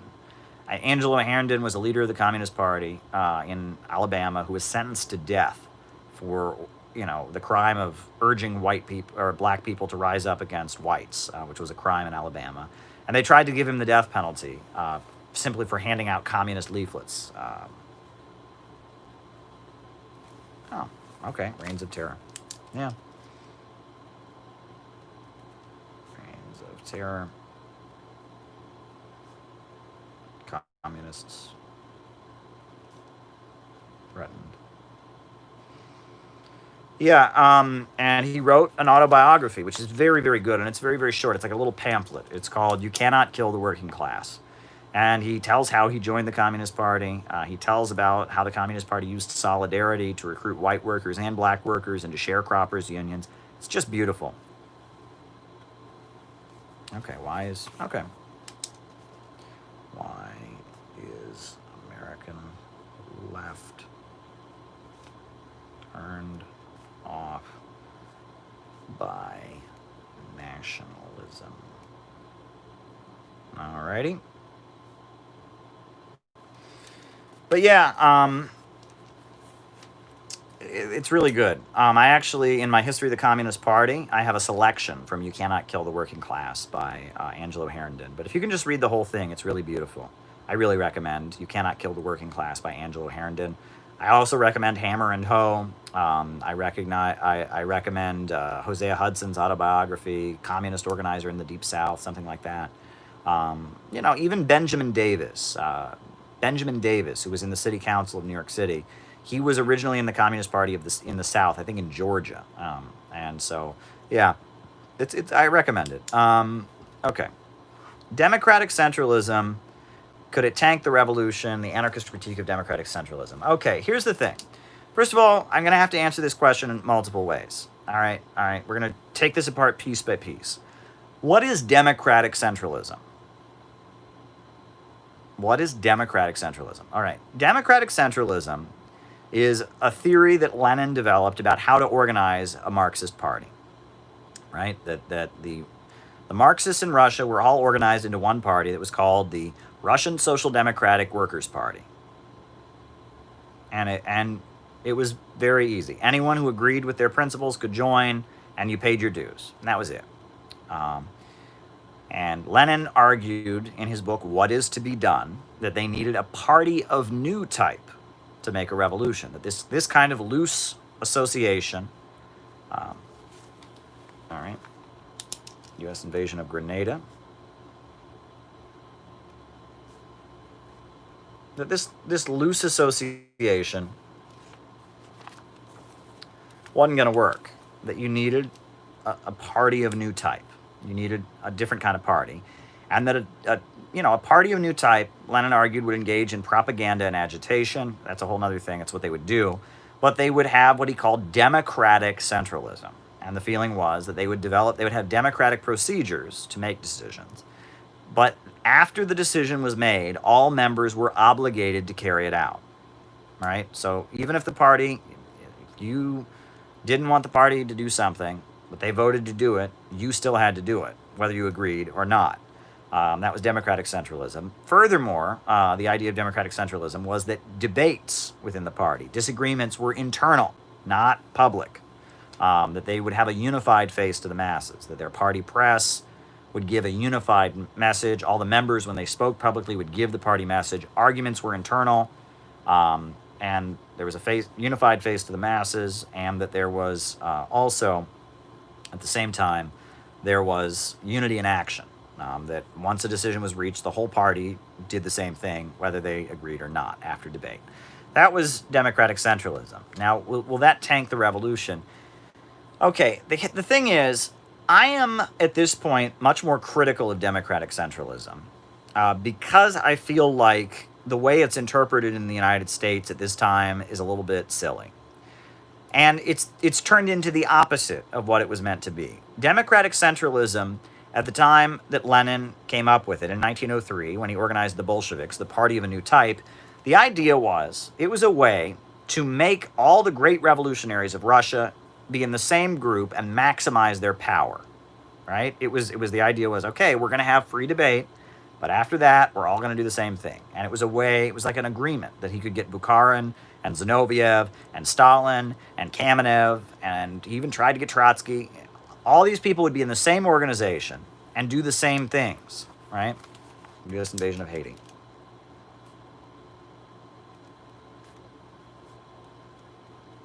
They'd all be in the same organization, and they would all do the same thing.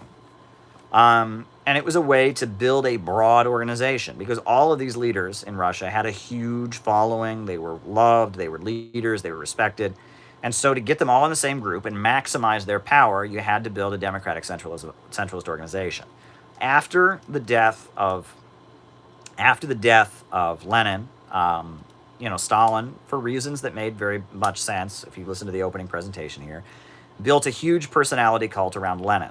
And as a result of that, and Trotsky, of course, tried to then out Lenin Stalin. He claimed he was the true inheritor of Lenin. So Trotsky also built a personality cult around Lenin.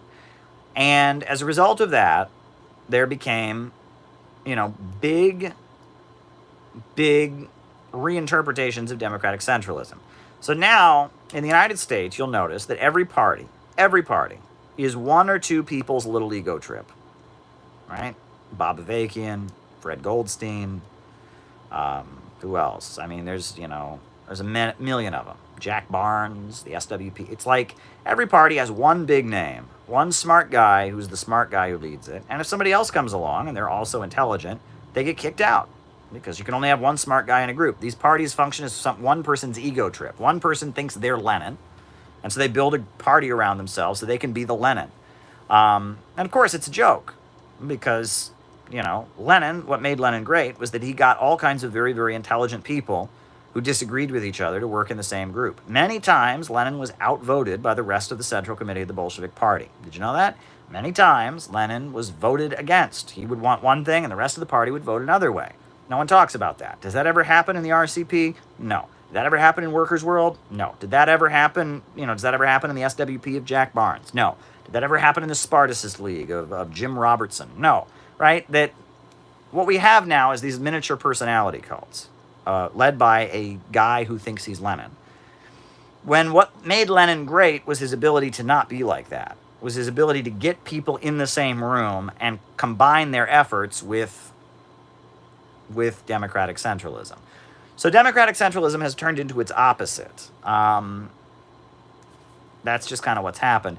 The other reality is that that democratic centralism, party of a new type, agitation, propaganda, is all very, very Russian. That really applies to Russia's conditions in the early 1900s. A lot of the population was illiterate. You're going to build this secret society that kind of manipulates things. It agitates to the masses and kind of stirs up a confrontation while recruiting the best to its real vision. It kind of hides what it's really about while just agitating. That's outdated. Doesn't work nowadays, right? And I mean, people Google you, they know what you're all about, right? I mean, it doesn't work. Doesn't work. The idea that you're going to the workers are going to think they're protesting to end the war and they're going to have a revolution. It doesn't work that way. Right? That agitation propaganda doesn't really, that method and the party functioning is kind of a secret society. It's not going to work. And that, there was a whole tradition of this in Russia with the Old Believers. You read about the Old Believers. You read about the Decembrists. But it goes back and further than that. To overthrow feudalism, the bourgeoisie was forced because there was no free speech and freedom of assembly. If you disagreed with the Catholic Church, you got burned at the stake. So to overthrow feudalism, the bourgeoisie formed organizations like the Freemasons. In Bavaria for a while, there was the Illuminati. It was suppressed and outlawed in the 1700s, but briefly there was an organization called the Illuminati that was anti-Catholic, and it was suppressed. It's not secretly running the world. It's not a vast conspiracy. I'm just telling you that at one point in Bavaria, the bourgeoisie, trying to overthrow the Catholic Church, formed the Illuminati. There were different secret societies that were formed, right? And that was this idea we're going to have this secret group that kind of conspires to overthrow feudalism. And that's what it was. And that nowadays, that kind of thing doesn't work very well. Right? This idea we're going to have this clandestine group that agitates and propagates, don't count on it. So that's the issue. Now, the anarchists, however, this is important. The anarchist critique of democratic centralism is very different than mine. My critique of democratic centralism is that it's outdated, it's based on struggling to overthrow feudalism, etc., right? And that it leads, the way it's interpreted, it leads to cults of personality that are irrelevant.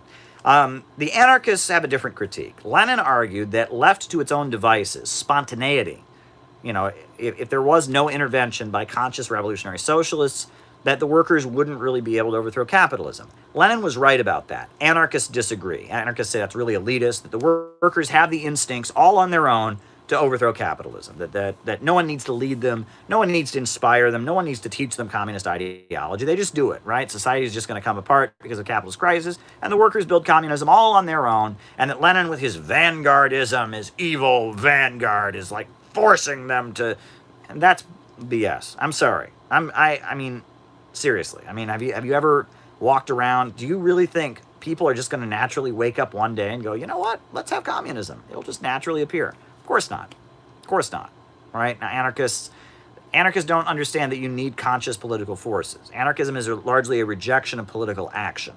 Right? It's the idea that, we're just going to build our own communities. We're not going to try to use the government to build socialism. We're going to build socialism, with, direct action, and we're not going to try to change laws. We're not going to try to vote. We're not going to try to take control of the government, God forbid. We'll build socialism on the basis of spontaneity, that people will just kind of do it. And I think you do need the conscious intervention of class conscious forces. How will those forces be organized? Well, it used to be they would be organized by democratic centralism. If we've learned anything from the history of the United States and the communist movement in the United States, at least the way democratic centralism has been implemented, it hasn't really worked very well. In the 1930s, the Communist Party was very effective, but really since then, democratic centralism hasn't been very effective. But I mean, maybe there are aspects of it that we should keep, but I'm just telling you that I think it needs to be re-examined, but that's very different than the anarchist critique. All right, censorship in socialist countries. Yeah, there's a lot of it, and that's not good. But socialist countries are under attack. They can't be the free and open societies they should be because they're constantly attacked by Western capitalism. I wish that they could be as free and open as they want to be. But there is, But don't think there's not censorship in this country, right? Don't think that there isn't control over mass media by the government. Read about Project Mockingbird, right? Read about, where did Anderson Cooper get his start? Right? So Washington Post admits Anderson Cooper became who he is today because he worked for the CIA. The U.S. government exercises a huge amount of control over the media, and they walk hand in hand. Noam Chomsky talks about this. It's not like U.S. media is free and the media in socialist states is controlled by the evil state. It's more honest in socialist states. The state controls the media, and that's just how it is. Here in the United States, it's just free and open, don't you know? Oh, everyone's free. And if you look beneath the surface, there's a huge amount of control and suppression of rival views. And that's the thing. And I've talked about this. Liberalism, what makes liberalism different than fascism, communism, or other systems is that it pretends it's completely open and it has no agenda. In a communist country, the government believes in communism. The major media is owned by the government that believes in communism. The military, the heads of the military believe in communism. The police believe in communism. And communism controls the state. And the state is very open. We take sides. We believe in communism. In fascist countries, the government is very, very open about believing in fascism. The media promotes fascism. The police and the military believe in fascism. Right? They're honest about it. In the West, in liberal societies, we have this illusion the media just promotes the media. It's the New York Times just prints all the news that's fit to print. They have no agenda. Our military, they just, go around the world spreading human rights. And our courts, they just enforce the law. And our leaders, they're just the representatives of the people who win the elections. There's no agenda. There's no rulers. And everyone knows that's bullshit.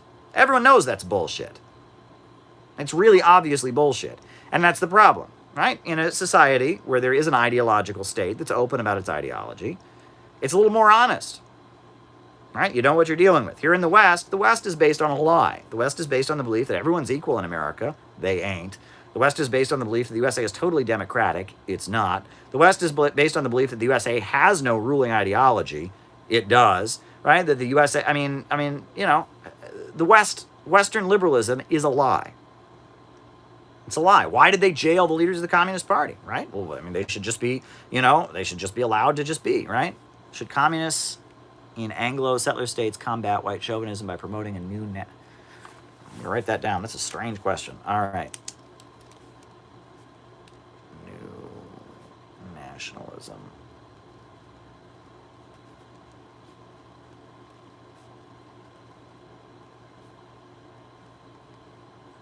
Okay. But yeah, that's the irony of the West, is that the West, the West claims to not be ideological, but it is. Why did the FBI have a whole program to eliminate the Communist Party?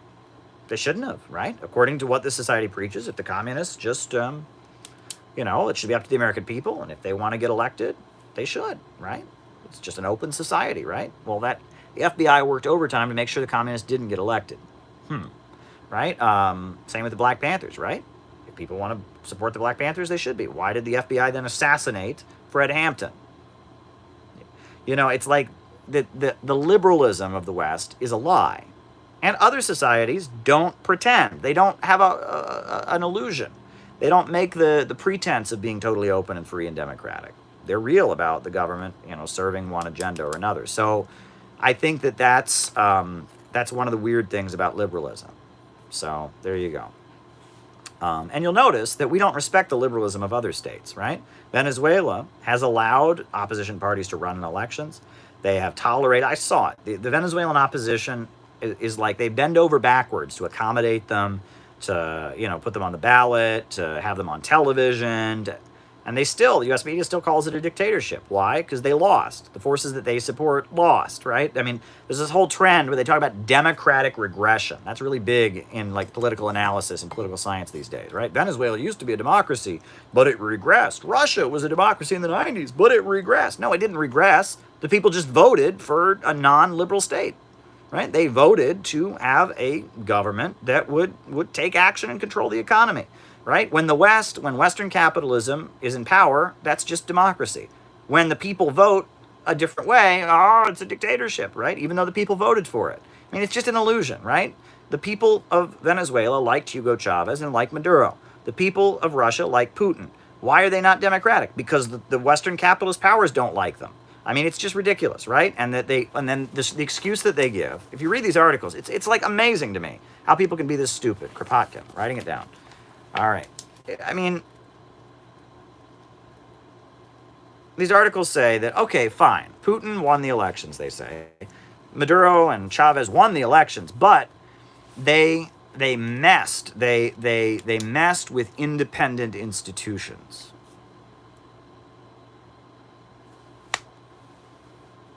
Right?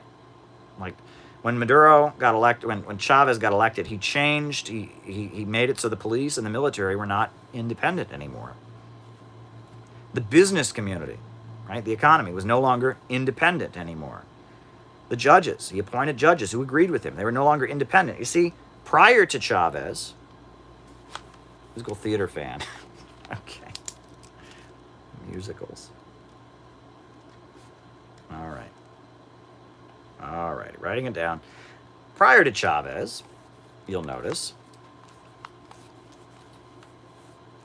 right, the judges in Venezuela made rulings that favored Western capitalism. The police and the military worked to serve Western capitalism. The economy was dominated by American corporations. Chavez got elected. He changed the nature of the Venezuelan economy. He appointed judges who believed in socialism, right? He Had the police and the military get trained in Cuba and promote, defend socialism. Furthermore, he nationalized property and seized the means of production and restructured the economy around, Venezuela's state-run oil company. So these independent institutions changed. Why? Because the people of Venezuela wanted them to change. But they weren't independent before. They were serving Western capitalism. The same with Russia. In the 1990s, Russia's judges, Russia's police, all these things served Western capitalism. Putin came in, he changed that. Made them serve the Russian people, the Russian agenda. He was for Russia, and Yeltsin was for Western capitalism. It was for the place being looted. Putin got in there, he restructured Russia's economy to serve Russia. I mean, it's democratic regression if they lose. It stops being democratic. I mean, it's like these institutions that they talk about are independent if they de facto serve Western capitalism. It's ridiculous. It's really, really ridiculous. And that's why this whole conversation, you're asked about censorship in socialist countries. I gave you an answer. There we go. All righty.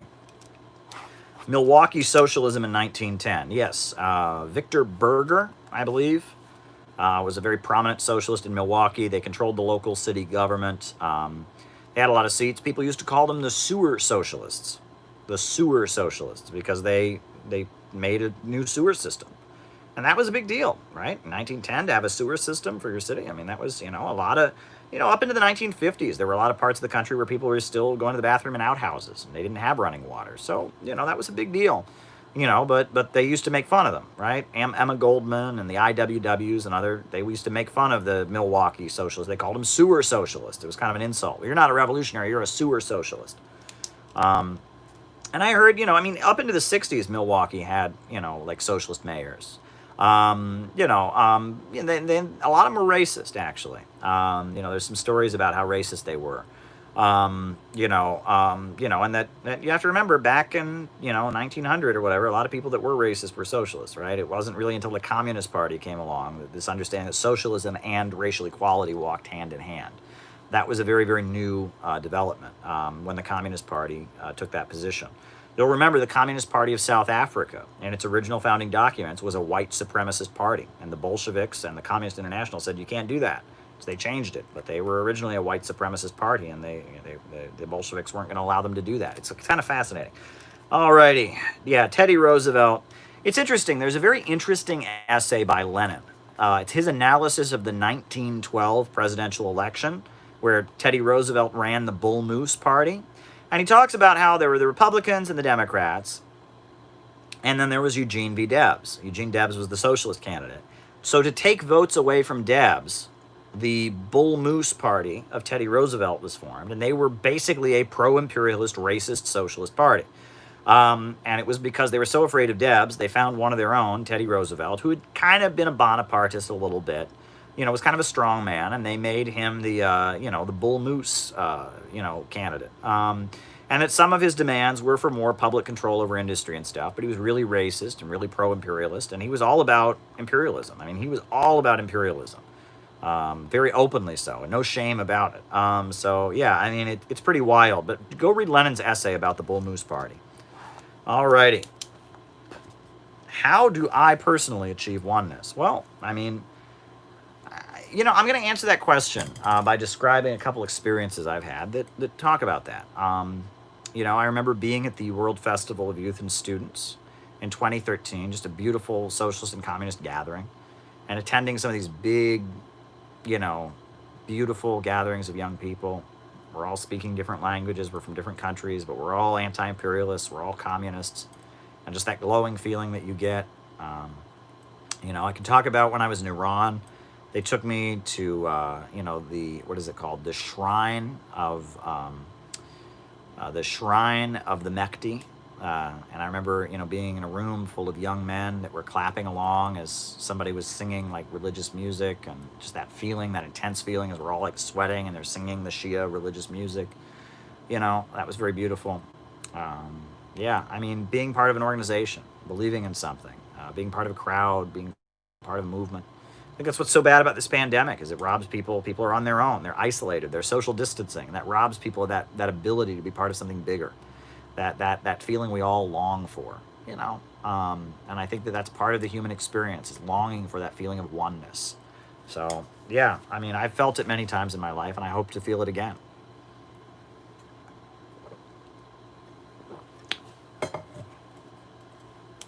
All right, why is the USA not a nation? Well, the USA, in order to be a nation, it would have to have a common language, a common territory, a common culture. It doesn't have any of those things. There's actually a checklist for what makes a nation. The United States, we don't have a common language. A lot of our population speaks Spanish as its first language. There are other ethnic communities that speak other languages as their first language. We don't have a common culture, right? Different religions, right? Right? The culture of the Midwest, where I grew up, is very different than the culture of New York City. The culture of California is very different from the culture of New York City, even, right? That there's different cultures in the United States. There's different religions. There's different backgrounds. The United States is not a nation state, right? You know, a nation state, Scotland, there are Scots, right? No, no, Dante, they don't. And you know, Scotland is a nation, I would say. Ireland is a nation.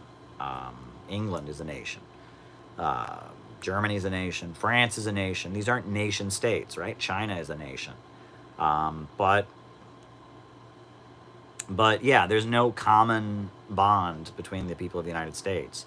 And I've even ripped to shreds these people who talk about there's a white nation in the United States. No, there's not. There's not. White people have nothing in common. There's no white nation in the United States. You could argue there's a black nation in the United States. That a very strong argument could be made that the descendants of slaves, right, the descendants of people that were enslaved here in the United States, do have a common culture. They have a common dialect. They have a common history. All right, writing it down. I've addressed that before, but I'll address it again. Um, they have a common history. They have common religious groups. They have common neighborhoods, common territory. You could argue the descendants of slaves are definitely a nation if they choose to view themselves as a nation. A very strong argument can be made for that. You know, is there a Chicano nation in the United States? Most likely, yeah. I mean, there's definitely indigenous nations, right? They're all not the same nation, but there are definitely, you know, First Nations peoples. So, but yeah, the United States as itself, the USA, America is not a nation, right? And there were attempts to build American nationalism, the Pledge of Allegiance, you know, and Edward Bellamy. They were trying to build the concept of an American nation. I agree. Where are the trolls tonight? Or where are the mods tonight? Whatever. You know, whatever. I just keep doing.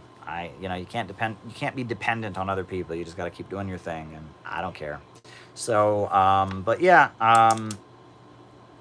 you know, yeah. I mean, thanks, Arthur. Glad you're here. But yeah, so yeah, there just is no American nationality. I wouldn't say. We just don't have any of the signs of it. We're a bunch of people from all over the world packed into one country, brought together by capitalism, and yeah, I mean, that's all there is to it. All right, cryptocurrency and central banking. I don't know enough about cryptocurrency. It's one of the gaps in my knowledge. I just don't know enough about cryptocurrency. All right, Russia and China cooperating to build infrastructure. It's beautiful. It's beautiful. Absolutely beautiful. Yeah, I mean, right? They're helping countries to rise up from poverty by building trains and electrical power plants, and what else? I mean, hospitals, schools. I saw Asil Toji of the Norwegian Nobel Prize Committee speak at the Valdi Discussion Club in Sochi, Russia. And I remember that he talked about how in Eurasia it is a golden era. Places like Kazakhstan. I mean, amazing things are happening. Poverty alleviation, the Russian Far East. Amazing stuff is happening. Amazing stuff. Huge achievements are going on economically. Of course, we don't know anything about it here, but yes, the Eurasian alliance of Russia and China, the Eurasian Economic Union led by Russia, the Belt and Road Initiative led by China are doing amazing, amazing work. Alrighty. All right. Reigns of terror, communists and threatened. Yeah, I mean, you know, communists have largely come to power in societies that were previously feudal. And part of their coming to power is unleashing the rage that people have by the strict restraints of feudal society. In China in particular, you know, Mao is an interesting one. right? So Mao, at one point Mao was like an elementary school principal. One of Mao's first essays was about the importance of physical education and like, why it's important to do exercise in school. And athletics are really important. And that Mao really understood teenagers. He really understood teenagers. And he, if you read Red Star Over China, where he tells his life story, he was a rebellious teenager at one point. And, he recruited to the People's Liberation Army, the Red Army, a lot of rebellious teenagers, right? In this strict traditional Chinese society, you have filial piety, very big emphasis on obedience to one's parents and such. And there's a lot of young Chinese people at the time that Mao was building his Red Army in the 1920s and 30s who had a lot of rage at tradition and at their parents and such, and Mao recruited them. And then later in the 1960s, Mao used the Cultural Revolution. And again, he tapped into that same feeling. It was teenagers, the Red Guards, who went out and were, the fighters during the Cultural Revolution. And that Mao really understood the psychology of rebellious teenagers and the feudal traditions of Chinese society, the very strict family patriarchal structures that existed, particularly inflamed that. Mao knew how to unleash those feelings. What's interesting, though, is that Mao also knew how to create that state of oneness. And when you look at what Mao did, in the People's Liberation Army, he really, really worked very, very hard to create a state of oneness with the singing, okay, writing it down. With the singing, with the, the culture that developed. He really did. FDR, opium trade.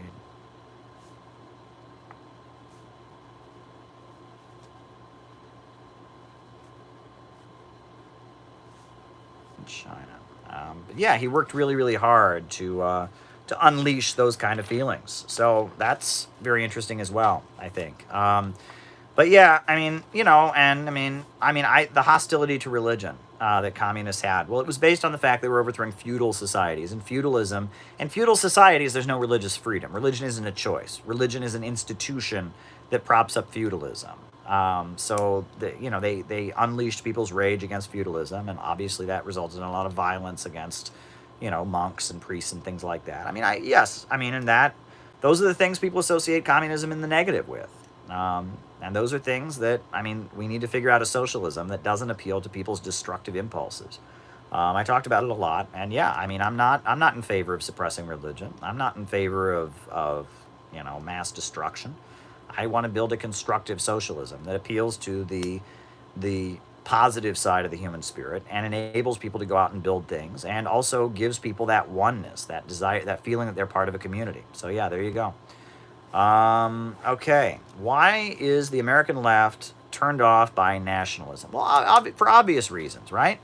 I grew up every day in school. We said the Pledge of Allegiance. And I remember when I was in high school, I stood for the Pledge of Allegiance, but there were two kids in my class who didn't, not for any political reason, just because they wanted to, rebel or something like that. And the teacher called their parents, and was like, they're disrespecting the country. Get your kid in order. It was like, this kind of stupid American jingoism is shoved down our throats by the right wing. And it's really disgusting. I remember so many times I'd be in college, be arguing with people about communism, and in the middle of the argument, it would have nothing to do with what we were talking about. I'd be telling them that the USA in South America was, overthrow, had a history of being involved in coups. And these people would shout out, just like very defensive, America is a good country, okay? It's a good country. You need to understand, America's a good country. And I'd be like, what does that have to do with anything I just said? Well, it's a good country. And people would get this kind of like brainwash, that they had. Like it was like, if the whole tear down of the left, right, of socialists and communists, they hate America. What does that mean? Well, they're against America. Why couldn't you be a socialist or a communist? They're against America. How are they against America? What does that mean? Well, there's this country called America, and communists and leftists are against it, so I don't like them. What does it mean? It's just like this stupidity. So if you associate that with nationalism, I don't associate it with nationalism. I think it's neocon stupidity, right? And it's part of that. It's part of what the right wing developed during the 1960s. Listen to Okie from Muskogee, Walking on the Fighting Side of Me, country music, Richard Nixon. This is the neocon reinvention of conservatism. But a lot of it is this really dumb, you're not allowed to disagree with anything the government does, because if you do, then you're a dirty, rotten, America-hating commie. And and people would always say, "Why do you blame America for all the problems?" I'd be like, "What do you mean I blame America?" They'd be like, "Well, that's what you do. You go around saying America is bad." Like, no, I don't. Like, what are you talking about? It's like this dumbness, right? And so if you've heard that your whole life, of course you're not going to be interested in nationalism. Furthermore, national chauvinism is a big aspect of the right wing, right? America is the greatest country in the world. Why? Well, what? You think it's not the greatest country in the world? If you so much as question that America is the greatest country in the world, there must be something wrong with you. My whole life, America is the greatest country in the world. America is the greatest country in the world. America is the greatest country in the world. And you say, why? And people look at you with this like shocked look. Are you saying America is not the greatest country in the world? You must be brainwashed. I mean, it's so stupid. I mean, it's just this stupid intellectual conformity. People hate that. If you're an intelligent human being, you want to puke when you hear that crap. It's crap, right? It's a way people are kind of raised to be stupid. It's coming apart right now, right? Because of, the way things have developed in this country. But I think that you can be proud of your country and the history of your country. I think you can be proud of the progressive side of American heritage. I think we socialists need to figure out how to fit ourselves into the progressive side of American history. But we need to do it in not a stupid, chauvinistic way. We don't need to be going around saying we're the greatest in the world. That's not why. That's boastful. That's rude. That's arrogant, right? That's chauvinistic. Don't do that. We need to say in America, yes, there's slavery. Yes, there's Jim Crow. Yes, there's killing the Native Americans. But there's also Nat Turner. There's also abolitionists. There's also the labor movement, and we represent the other side of America. And that socialism will be the progressive side of American history. The abolitionists, the suffragists, the labor organizers, the socialists, it'll be those folks coming to power. And that our history has been stolen from us. That there's a whole history of American progressives. Henry Wallace was the vice president of the United States.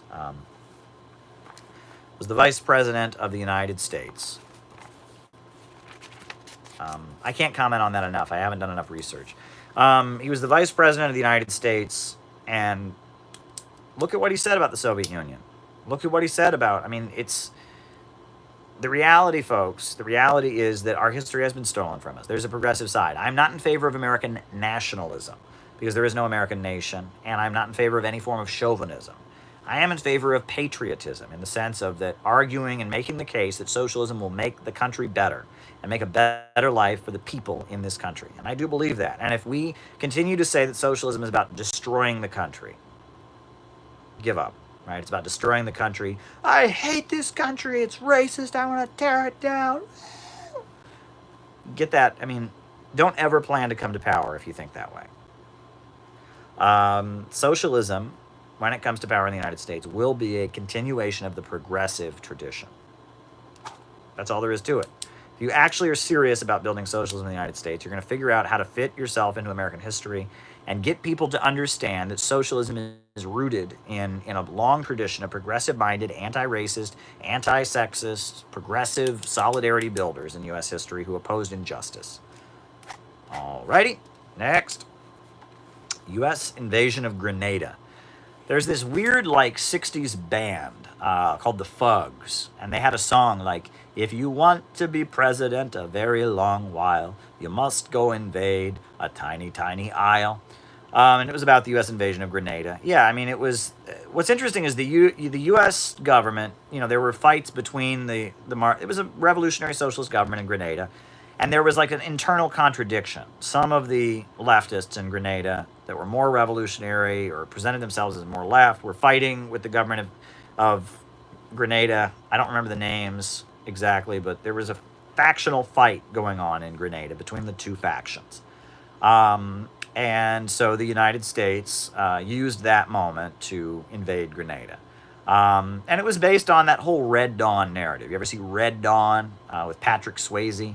Right, this notion that that all of South America was going to be taken over by communists, and then one day they were going to invade the United States and take over. It was really dumb, really, really dumb. But it was like the Soviet Union is going to take over the world take over America via Latin America. So we have to send guns to the Contras, and we have to invade Nicaragua.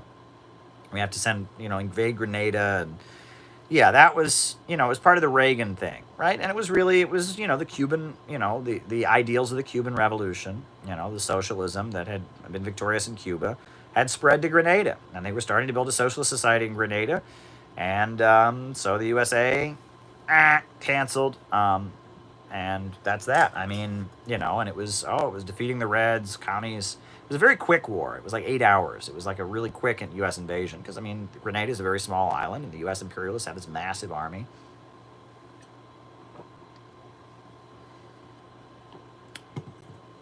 And that's that. I mean, that's what happened. Um, right? People have commented that the USA rarely gets into a war unless it's 100% sure it can win. The USA invades Panama. Think about that. The USA invades Panama.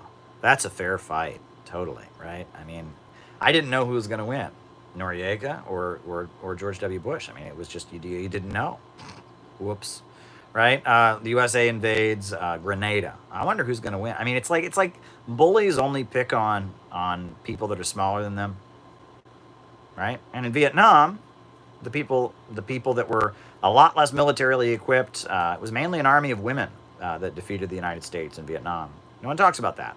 That's kind of like taboo in American media. You don't see that. The only movie that really hints at it is Full Metal Jacket. But yeah, the army of the Vietnamese people that defeated the U.S. imperialists was mainly women. And that's totally taboo. No one in the United States talks about that. That's like a dirty, deep, dark secret.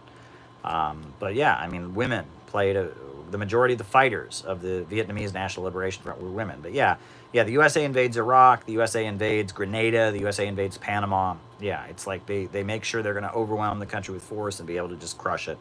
You know, yeah. All right, USA invasion of Haiti. Many times the USA has invaded Haiti. Many times. The history of Haiti. I mean, it's unbelievable. That country has been punished. The first slave revolution, the slaves broke their chains. Alexander Hamilton, interestingly, wanted to have diplomatic relations with Haiti. He was pro-Haitian Revolution. Most of the founding fathers were not, but Alexander Hamilton was. Furthermore, what's interesting is that, I mean, the USA has intervened in Haiti over and over again. Haiti was forced to pay reparations to France for breaking the chains of slavery. It was awful. It was really, really awful. That's all I can say about that. Yeah, I mean, look at Haiti today. That's capitalism. That's capitalism, right? One time I was arguing with people on Twitter. A bunch of Trump supporters informed me that Haiti wasn't poor because of capitalism. It was poor because of the Clinton Foundation. Wah, wah, wah.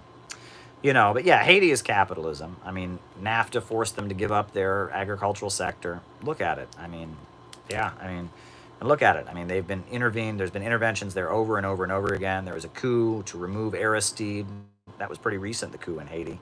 They removed Aristide because he was moving in a left-wing direction, was getting friendly to Venezuela and Cuba, right? Even though Clinton intervened to install Aristide in the 90s.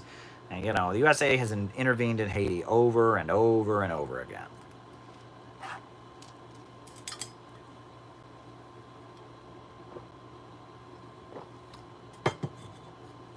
Alrighty. Should we promote a new nationalism in Anglo-settler states? No. No. No. I mean, I think, especially the quote-unquote Anglo-settler states like Australia, like New Zealand, like the United States, they're so multinational at this point. So trying to build some kind of nationalism wouldn't make any sense. I mean, patriotism, yes, but nationalism, I don't think so. Um, Peter Kropotkin. Peter Kropotkin. Well, Peter Kropotkin was a very prominent Russian anarchist, and he believed in building peasant communes. He was from the aristocracy, but he, like a lot of, he was like a Narudnik. He believed the revolution in Russia would come from the peasantry. He wanted to build communes. He lived a very exciting life. He was kind of an adventurist, and yeah, I mean, he's kind of a romanticized figure. Actually, interesting fact is that Mao was a supporter of Clinton body count. Mao was a supporter of Peter Kropotkin before he became a Marxist, which I think is fascinating. Clinton body count. Okay. What musicals do I recommend? Well, I think that's interesting. I mean, I don't know. I like to listen to musicals sometimes, but I'm not like, whatever. I can't do it now because of the pandemic. Sometimes my wife and I'll go to Broadway. We're here in New York, celebrate our anniversary, things like that.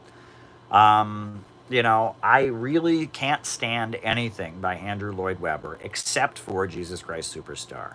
Everything he's written since then has been crapola. I really don't like it. Phantom of the Opera, ugh. Cats, ugh. Anything Andrew Lloyd Webber has done since Jesus Christ Superstar is not worth your time. Um, you know, that said, some Broadway plays, they're really emotional. They get the emotions going. Les Miserables, what else? Um, I don't know. It was very funny. On a whim, I had some free time last summer. I needed something to watch while I was chilling out and relaxing.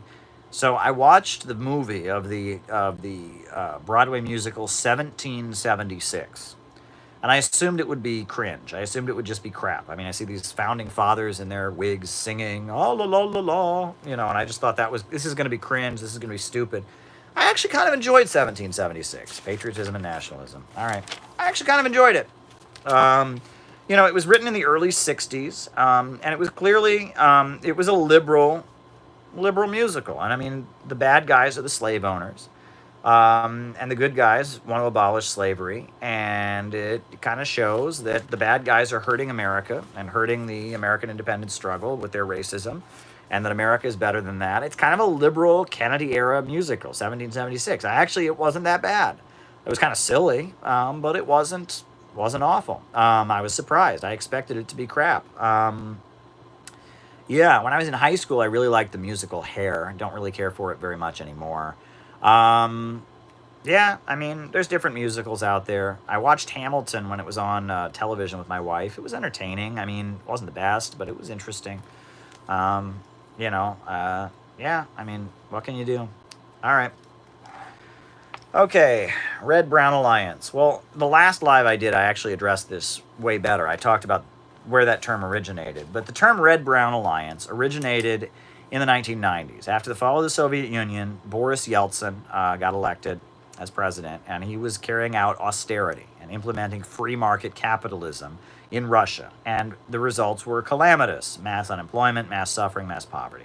So they elected the parliament of Russia. They called it the Duma. The parliament was a majority The Communist Party won a number of seats, and so did the nationalist parties. There were various nationalist parties that were not communist but were anti-Western. So they won a majority, and they voted to stop Boris Yeltsin's austerity. And so Boris Yeltsin dissolved the parliament. They call it the constitutional crisis of 1993. And then the parliament refused to leave the building, so he sent the military to attack the parliament. 187 people were killed. It was a disaster. What was the justification?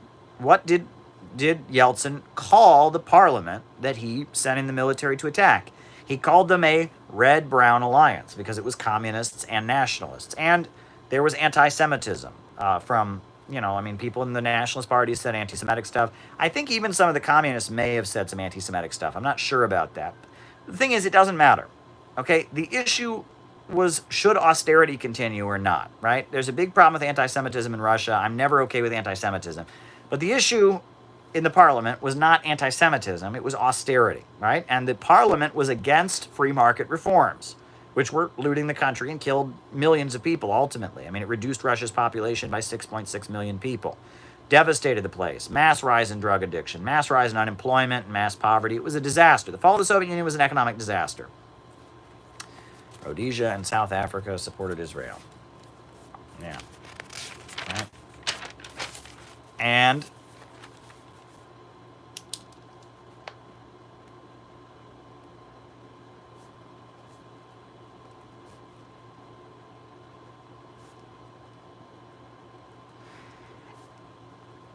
And they referred to this parliament, the Duma, they referred to it as a red-brown alliance.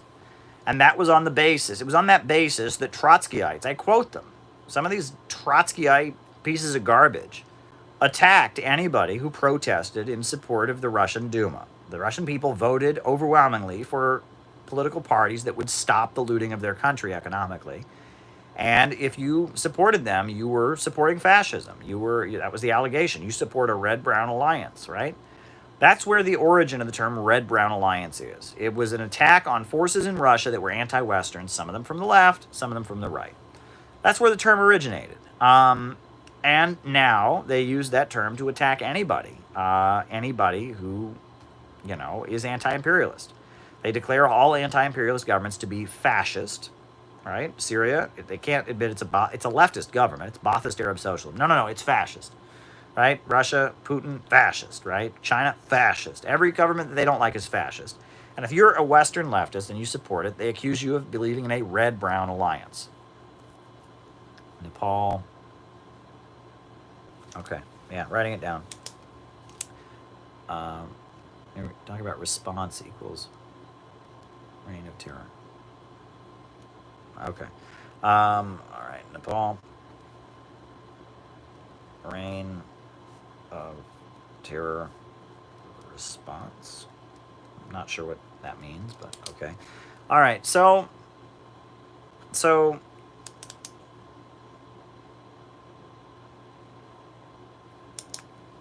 a leftist critique. Oh, okay. You're talking about the French Revolution. All right, very good. All right, so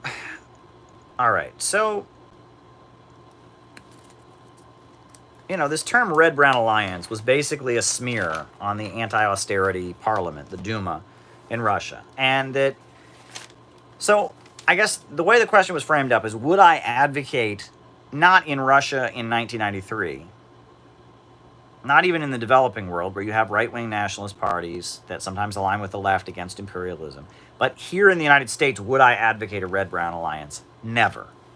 Never want socialists and communists to join arm in arm with Richard Spencer or white nationalist elements. Never would I advocate that. Those people are murderers. They murder oppressed people, Ku Klux Klan. Never would I want leftists to ever align with those people. And despite what a lot of them say on the internet, when it gets into the essence of what those people do, is they're for imperialism. They are. They're for imperialism when it gets down to it. They really are, right? They're white supremacists. Proud Boys. What do they chant? West is the best. That's one of their chants. They basically believe in Western colonialism and imperialism. They're very open about it. So, no. I would never advocate unity with the new far right in the Western countries. That said, I would be in favor of debating them and refuting their ideas. And I would be in favor of not allowing them to hijack populism. But do I advocate an alliance with them politically? No, you can't align with them because they don't want the same things I want. Those people, they love capitalism. Everyone they don't like is a communist, right? If you disagree with Ayn Rand, you're look at their rallies, right? Helicopter rides for communists. Everyone's bad because they're a communist. They want open free market capitalism. Yeah, okay, yeah. Some elements like Richard Spencer and like the far, far right, like the ones that are really into the Nazi stuff, maybe they say they don't want that. The majority of the people on the far right want open capitalism. They think racism is a lie made up to oppress white people. They are awful. They don't want what I want. I want a socialist society. I want a society where the banks, factories, and industries are organized to serve the people, where we raise people up out of poverty, starting with the historically impoverished communities. Not going to talk about that.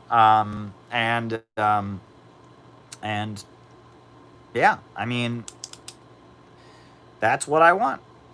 They, on the other hand, want to reinforce the problems of U.S. society. They think that any attempt to build affirmative action or combat historical injustices just make things worse. So I don't want the same thing that they want.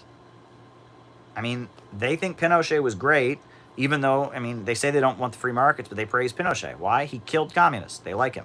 It's like, look at the far right, okay? If you believe in socialism, there is no way you can have anything in common with them. They want to kill everyone who believes in socialism. They think that everything that is left or socialist is evil and should be responded to with violence. They believe in racism. They Look at their memes. They believe in cruelty. That's basically what they believe in. They believe in meanness. They just want to harm people. They don't like nice. They're like Ayn Rand. They think kindness and compassion is weakness. That's what they believe.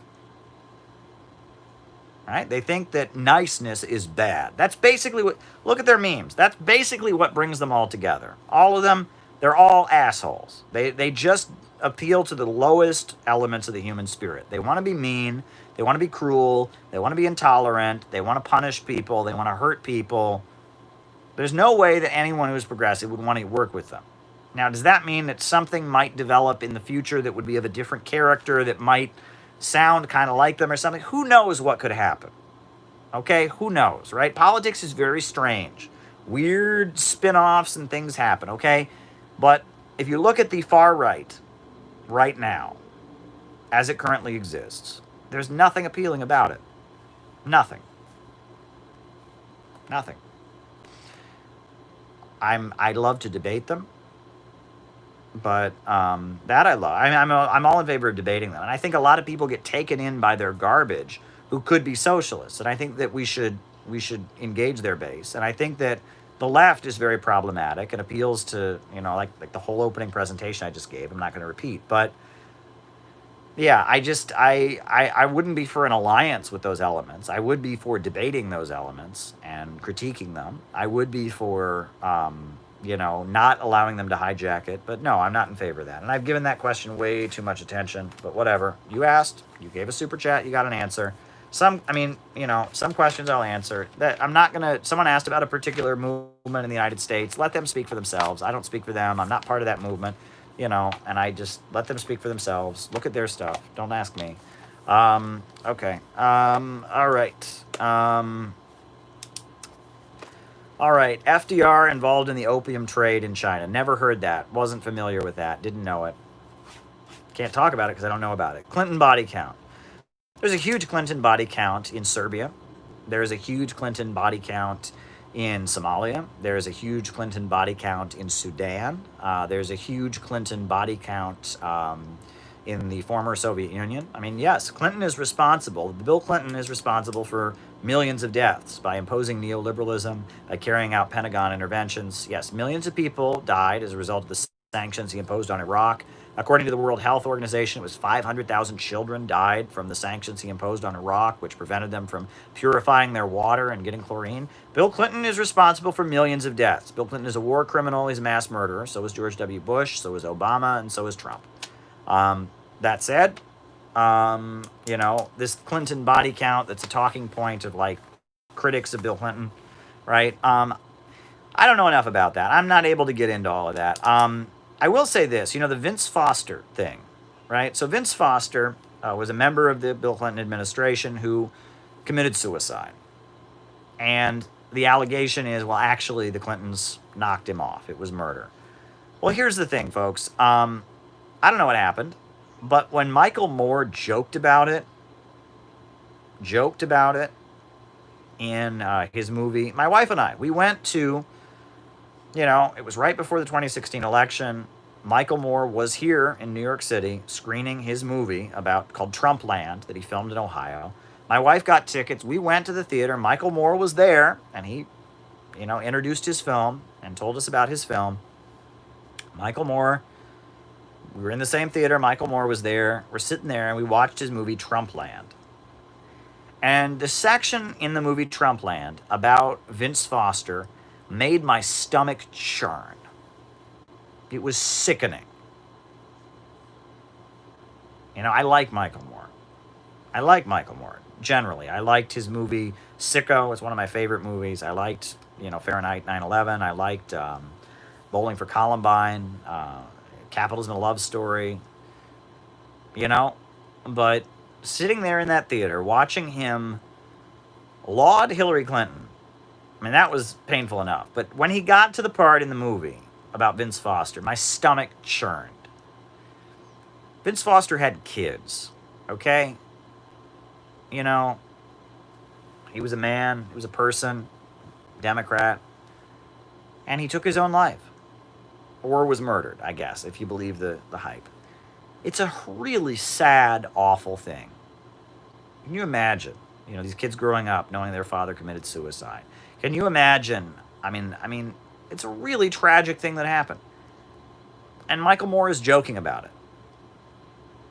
And he's like got this whole oh, they say Hillary Clinton killed Vince Foster. Wouldn't she be so badass if she'd have killed him? I mean, I would vote for. And he's doing this whole thing, telling the story of how Hillary Clinton could have killed Vince Foster and how she would go back and she must have been so badass by killing. It was sickening, sickening. And Hillary Clinton is a murderer. She killed Gaddafi. She killed hundreds of thousands, if not millions, in Libya. Hillary Clinton is a ruthless murderer. And that doesn't make her badass. I mean, look at that video. We came, we saw, he died. And she's laughing about the brutal murder of Muammar Gaddafi. Hillary Clinton is a mass murderer. And no, she is not a badass. And if she indeed killed Vince Foster, that's not funny. It's not admirable. It's sick. I was sitting there in the theater watching Michael Moore on the screen after seeing him introduce his film in person go on and on about how if Hillary Clinton had murdered Vince Foster, it would be badass and hilarious. And I wanted to puke. It was disgusting. So, whatever. I mean, I don't know enough about it. And, it's weird. I go back and forth. I am not a fan of the Clintons, right? Bill Clinton, Hillary Clinton, awful human beings, mass murderers, awful. But sometimes, I don't know. I don't know what to think. When I was a kid growing up, Bill Clinton is a communist who wants to destroy our American way of life. He biked in the Soviet Union, so that proves that he's a Manchurian candidate for Soviets or something. I mean, it's pretty stupid. Neocon Republican stuff is often really, really dumb, right? I mean, Bill Clinton smoked marijuana but didn't inhale. Oh, he's a hippie pothead. Put him in jail for the rest of his life. And come on. Okay, Bill Clinton is an awful guy. Right? Hillary Clinton is even worse than Bill, I think, right? Bill Clinton is very charming. Hillary, not so much. What I will say is that, if you look at the life story of Barack Obama, and if you look at the life story of Bill Clinton, they're very similar. Very similar. Both of them never met their father. Never met their father. Both of them were raised by a single mother. Both of them had single mothers. Both of them had stepfathers who beat their single mothers. Both of them stayed with their single mothers as their single mothers left the stepfathers. And you look at them, they're both very, very charismatic, right? Bill Clinton, very, very charming and charismatic. Barack Obama, very, very charming and charismatic. And what you're listening to is a little boy who had a single mom who he kind of took care of and cheered up when she was in a bad mood. That's what you're listening to. You're listening to the little boy who stayed with the mother and cared for the mother and kind of took on the role of a man in the mother's life in some ways, right? Kind of a codependency, some might call it. DPRK, views on RF, PRC, DPRK relation. All right, yeah. And that's what you're seeing there, right? And that charming is let's be real. Bill Clinton and Barack Obama both kind of grew up charming and entertaining their mothers and became good speakers and good writers and funny and charming because of that. They developed charisma because of their strange kind of codependent relationship with their mothers, and they stuck by their mothers as their mothers had abusive stepfathers that came and went. That's fascinating, I think. And they both didn't have a father, right? Their biological father they never met. Barack Obama is deeply impacted by it. He writes Dreams from My Father. Bill Clinton, you can bet he's deeply impacted by it. So it's fascinating. The psychology of a man who grew up without a biological father, but extremely close to his mother. And his mother almost kind of, developing a kind of a strange relationship where he's the man in her life. That's the two of them. It's fascinating. And if you think that that's just a random coincidence, you're dead wrong. Because the CIA, they're all about industrial psychology, personality theory. There's a lot of powerful forces that find personalities that are useful to them and use things to their end. That is not a coincidence. That is not a coincidence that two-term presidents in recent history from the same party had basically the same life story, right? A very similar psychological makeup. That's not an accident at all, number one. And the same thing with Trump and George W. Bush. What's their life story? Well, they had fathers. They grew up with fathers. And their fathers were, hugely successful. And they grew up in the shadow of a hugely successful father. George W. Bush's father was the head of the CIA and eventually became president, right? And his grandfather was a senator. And so he's got a legacy to live up to. And he spends his entire young adult life failing.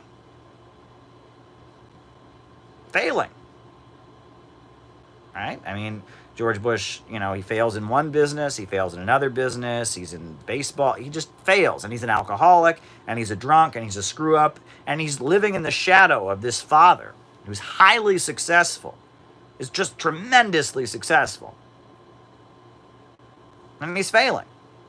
And that drives him. He's got to prove something to his father. He's got to prove something to his father. He's driven by that. He's got to live up to his father. He's trying to prove it to his father he's not a screw-up. He's trying to prove to he's a drunk. He's not a screw-up. He's going to get something done. That's George W. Bush. That's also Donald Trump. Donald Trump's father, very successful real estate businessman. Donald Trump, what does he spend his adult life doing? Failing in business, getting venereal disease, screwing up, and constantly trying to prove something to his father. Same life story. Same party. Not a coincidence. My theories about Kamala Harris. Go watch my video about Kamala Harris. It's not a coincidence that she has the same life story as Amy Klobuchar, as Samantha Power. I'm just telling you folks that they've gotten very, very good at figuring out the damage that people have and learning how to push people's emotional buttons. The CIA, the intelligence agencies, they're all about psychology. They're all about pushing people's buttons. They are all about manipulation and propaganda and asserting covert power. And I'm telling you that it's not a coincidence that we have so many leaders that have the same life stories. Because if you can understand how someone's mind works, you can understand how to manipulate them. Right? And people that are more damaged, right? Everyone's got damage. Everyone's got trauma. Everyone's got pain. But people with an intense amount of it are far easier to manipulate than people that are much healthier. That's just a fact, right? You've all been around the crazy person who's obsessed with some topic, and you just say that topic, and you can immediately predict what they're going to do because they're that damaged, right? They have that little self-control. Talk about the falling rate of profit has led imperialist nations to great power competition. Okay. FOP, great power competition. Let's be real about that. That the more damaged people are, the easier they are to manipulate. So that's all I wanted to say about that. Is that let me just make that final point, right? When someone's really, really unwell, really, really damaged, right? And they just have their reactions are so strong to certain things. You say certain words to them, they explode. You say other words to them, they light up. When people are really, really damaged, they're much easier to manipulate. And that if you look at our Bill Clinton, Barack Obama, all of this stuff, right? Trump, George W. Bush, Amy Klobuchar, Kamala Harris, Samantha Power, Hillary Clinton, they all have this very similar life story. And that means that people know better how to manipulate them. I'm just telling you. And that the powers that be, that's what they're all about, control and manipulation. And it's soft power, right? Soft power, covert manipulation. Right? These people may not even know who's trying to manipulate them. If you want to understand leaders, don't look at the elected leaders. Look at the smart guys in the room, like Ben Rhodes, for example. Ben Rhodes. Look at him. Like, most people have never heard of Ben Rhodes, right? He's just this. Who is Ben Rhodes? Who is he? I mean, the Obama administration. Much of what the Obama administration did was because of Ben Rhodes. Look into who Ben Rhodes is. Look into his background, right? You're going to understand the Obama administration more if you understand Ben Rhodes. You're going to understand the Obama administration more if you understand Samantha Power, right? That the front man, the elected official, is not always the guy who really drives things. And the unelected people are often much more influential on what actually goes on. Enough said. All right, patriotism versus nationalism. Are communists around the world neglecting criticism, self-criticism? Okay.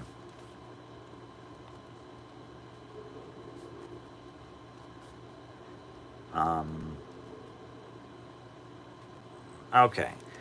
All right. And I can't do too many more of these, folks. My voice is giving out. But we'll keep going. I mean, I'll give everyone an answer to their questions, but it's starting to pile up and my voice is starting to get... It's these allergies this time of year. I can keep going for a while. My voice is going to give out here in a second. All right. Patriotism versus nationalism. I addressed it. Nationalism is loyalty to a nation, putting the interests of your nation above all others. Patriotism is wanting a better life for the people in the country that you live. Right? Nationalism is for a nation, and nationalism is about putting the interests of your nation above all else. Patriotism is just wanting the best for the country in which you live. Yep, right, that's true. Israel supported Rhodesia and South Africa, and, they supported them. Israel's image, when it began, was a very liberal image. It tried to present itself as almost like a big socialist commune in the desert with the kibbutz and such, but it became very clear that Israel was going to be more of a right-wing kind of thing. Menachem Begin was kind of the biggest, shift to the right in Israeli politics.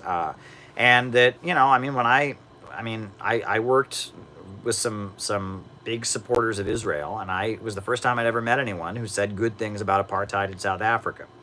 Never heard that before. But, among right-wing Israeli supporters, there's a feeling that, look at South, like they actually say, look at South Africa. It was so much better off under apartheid, they claim. That's what they argue would happen if Israel stopped being an apartheid state. So, yeah, that's, among right-wing Israelis, those are the only people I've ever met who praise apartheid in South Africa. I've never met in person anyone else other than right-wing Israelis who actually praise apartheid in South Africa. So there you go. Yeah. All right. Nepal. Yeah, the Communist Party of Nepal. I followed them for a long time, right? There was the People's War, the Communist Party of Nepal, Maoist, and then there was the Seven-Party Alliance, and then there was the split, the United Maoists versus the Dash Maoists. And yes, now the Communists of Nepal are united in one party, and that's very good. They're aligned with China. They're all for the Belt and Road. They're studying Xi Jinping. Nepal, you don't understand how poor Nepal is as a country. It's a very, very, very poor country, right? People want to make it sound like socialism is just going to solve everything overnight. Well, when a country is deeply poor like Nepal, deeply, deeply poor, you can't just declare, socialism and solve everything, right? And that they need foreign investment. They need to work with China. I pay attention to the situation in Nepal because it's interesting to me. But at the same time, you have to remember that, like Laos, for example, Vietnam has achieved a huge amount, despite being a very poor country, despite having food that's still poisoned by chemicals that were sprayed by the United States during the war. When these countries have nothing, if you redistribute all the wealth evenly, right, which is not what communism is about, but imagine you did, there still isn't much there, right? Communism is about raising productivity. It's about economic growth. It's about rational economic growth with a state-planned economy. It's not about everyone sharing everything. So, Nepal, they're doing their best. And the communists of Nepal, yeah, they've been through a lot, but they're moving in a good direction. There you go. The Reign of Terror. Yeah, it was awful. Obviously feudalism was awful, and feudalism was broken apart, but I don't think they had to break it apart so violently. I don't think they had to exterminate all members of the capitalist class, and it started turning into the feudal class. The Reign of Terror. Eventually, the revolutionaries started cutting each other's heads off. The Reign of Terror was awful. It was awful, right? Napoleon marched in and ended it, right? The French population got sick of it pretty soon. You can only unleash people's rage and destructive impulses for so long. The glorification of violence and punishment, after a while, the revolution eats itself, right? That those destructive impulses are pretty sickening. I really there's a beautiful play by Peter Weiss called Marat Sade, and it's a debate. The play is basically a debate between the Marquis de Sade, the pornographic French writer, and Jean-Paul Marat, the agitator, the journalist of the French Revolution. And it's beautiful, and it's about what's the French Revolution about? What's it really about? I came across that play when I was like very young. I found it in the library, and it blew my mind. I had never, I wasn't a Marxist yet, but I read that play, and I was just blown away. And it was about, was the French Revolution really worth it? And it was fascinating to me. I recommend you check that out if you're interested in the ideals of the French Revolution. It's great. Okay, DPRK. North Korea, they wanted to negotiate. They were open to moving toward giving up their nuclear weapons and rejoining the Nuclear Proliferation Treaty and negotiating. And it seems like John Bolton and the CIA killed it. And that's awful. That's a nightmare. That's horrible.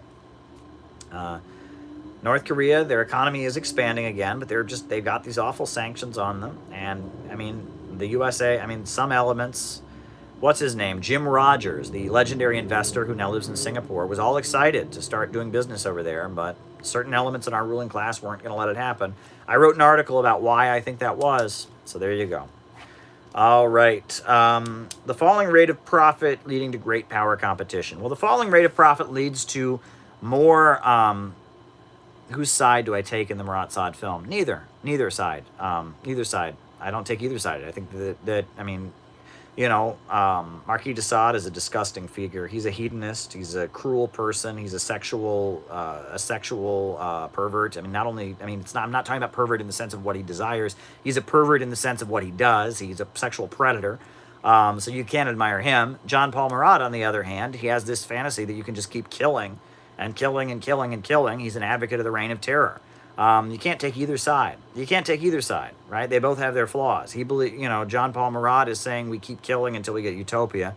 Marquis de Sade is saying the pleasure of life is sex, and that the revolutionary ideals don't lead to anywhere good. And, it's an interesting debate, but both sides are wrong. Really, it's an interesting discussion, though, about the mind of revolution and stuff. It's fascinating, but I don't take either side. No, they're both awful.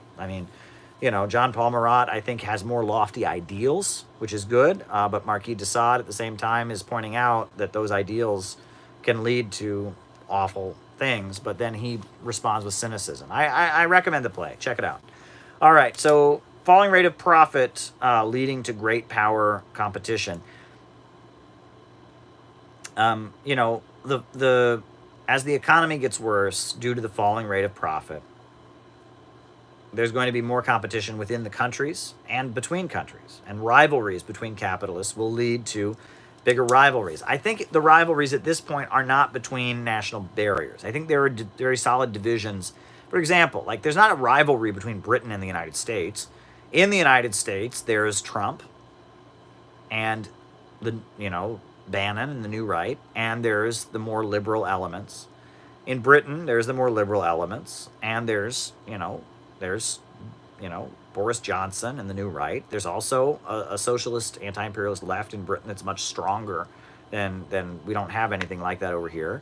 In France, you have Macron, you have the New Right, you have a solid left, future of Evo Morales and Bolivia.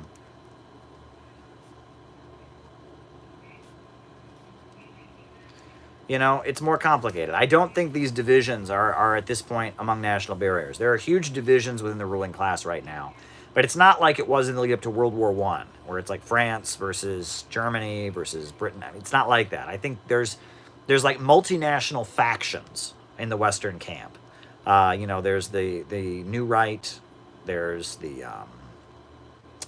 the what you can call the globalists, but people refer to it. It's like Rockefeller, Silicon Valley, big oil in Silicon Valley. There's even, and in most European countries, you have a left. You have somewhat of an anti-imperialist left.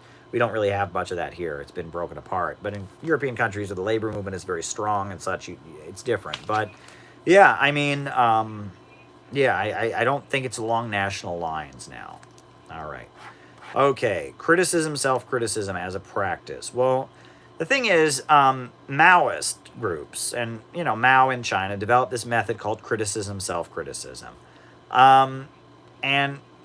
It's, again, in China, it worked very, very well. It was a way to make sure that everyone was carrying out the party line, and they would, criticize, each other. Would Russia ever screw China over with the U.S.? What are China? Okay, writing it down.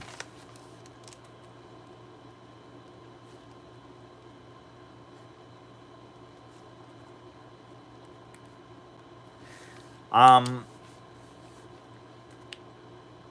so criticism, self-criticism. It's a practice, right? There's an essay by Mao called "Combat Liberalism," and it kind of lays out this method of how communists should operate. And you lay out all the differences at the event. You struggle for your political line. If somebody thinks different than the party line, you struggle with them until they back down and accept the party line. If someone's done something bad, everyone criticizes them until they break down and criticize themselves. It's a lot of the stuff that it worked very well in China, right? In the United States, it leads to endless fighting and groups falling apart. It leads to a lot of things. I mean, not that there's not room for things like that, okay?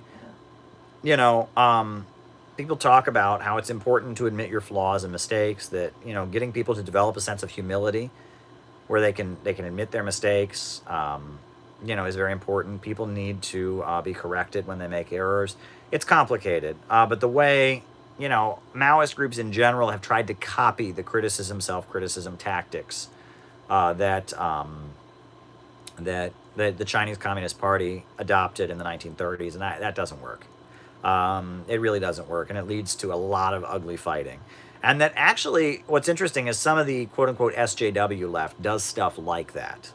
That there's a lot of that kind of thing in the SJW left, where they kind of like wrangle with each other in ways, and it leads to a lot of ugly infighting. But then again, you need to be able to disagree. It's a balance, right? And that organizing is about, it's a struggle, right? I was in a group for a long time where we never disagreed, and disagreeing was considered uncomradely and disrespectful. Well, that didn't work. That was like totalitarian. It didn't work. And there were problems in the group that never got addressed. And it was convenient for the leaders, and all the problems of the group ultimately led to the group splitting in a bunch of different ways because they didn't have a culture where open debate was tolerated. Meanwhile, there are other groups where they do nothing but have open debate all the time. And they have these struggle sessions where people get torn down and people get kicked out of the group and they're angry. And it's a balance, right? You have to figure that out. And that's what we're trying to figure out. That's why I'm open to criticizing democratic centralism. I'm open to reopening these questions, because as we figure out how to build revolutionary organizations in our time and promote socialism, we have to figure out what practices work and what don't. There's things about criticism, self-criticism that might be good. There's things about criticism, self-criticism, I'll tell you, that don't work. There are things about democratic centralism that are good. There are things about democratic centralism that don't work. The question is what works in our time. It's not about what's the most pure, what's the most true to Mao's right. It's not about that. It's about what works in our time and what doesn't. All right, Evo Morales and Bolivia. The current situation there can't hold. There's a huge apparatus in Bolivia, people that support Evo Morales, that support socialism, and there's this government that's been imposed on them by the United States, and it's a bad situation, and it's going to boil over, and if they don't respond the right way, there could be civil war in the country, right? And what went on there is awful. The overthrow of the elected government. They claim there was election fraud. Well, even according to the people claiming fraud, Evo Morales still would have won the election. It was a coup. My hope is that Evo Morales can be back in office, that the movement towards socialism can be back in power. An austerity regime isn't going to help things over there, and that this could boil over into a civil war, and a civil war is awful. My hope is that communists and socialists and progressives will be allowed to peacefully take power once again. And if that isn't allowed, what did John F. Kennedy say? Those who make peaceful revolution impossible make violent revolution inevitable. And I really hope that Bolivia is not reduced to having a civil war, because that would be a disaster for the population. Civil wars are not good things. It's mass death. But again, what they're doing, what this new government imposed by Western capitalism on Bolivia is doing is not good.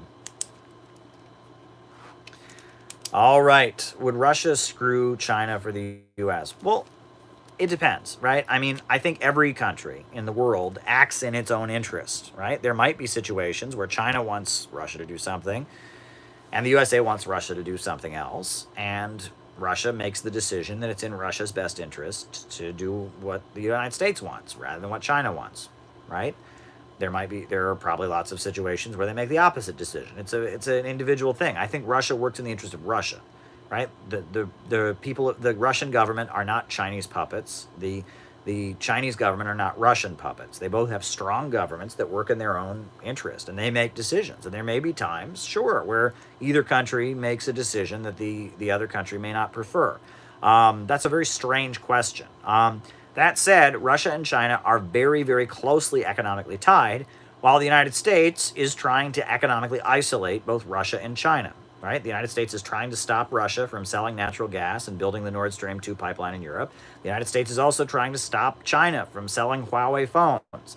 And there's a huge effort by the United States to economically isolate both Russia and China. What is going to be the result of that? Russia and China getting closer together economically, right? Why do you think that there are all kinds of Iranian goods going to the supermarkets in Venezuela? Why do you think that that China's role in Iran is expanding, right? This is what happens. When you economically isolate people, they do business with each other. So, I mean, I'm not, and I don't speak for any of them. I'm just giving you my analysis as a geopolitical observer. The more the United States tries to twist people's arms to not buy Huawei, to not, do business with Nord Stream 2, the more Russia and China are going to get closer together. That's how this game is played. On that note, folks, my voice is giving out, so I will conclude my remarks for this evening the way I always do. A new upsurge in the struggle against U.S. imperialism is now emerging throughout the world. Ever since World War II, U.S. imperialism and its followers have continuously been launching wars of aggression, but the people of various countries have been continuously waging revolutionary wars to defeat their aggression. While the danger of a new world war still exists and the people of all countries must get prepared, revolution is the main trend in the world today. While the danger of a new world war still exists and the people of all countries must get prepared, revolution is the main trend in the world today. We need a government of action to fight for working families. Good night.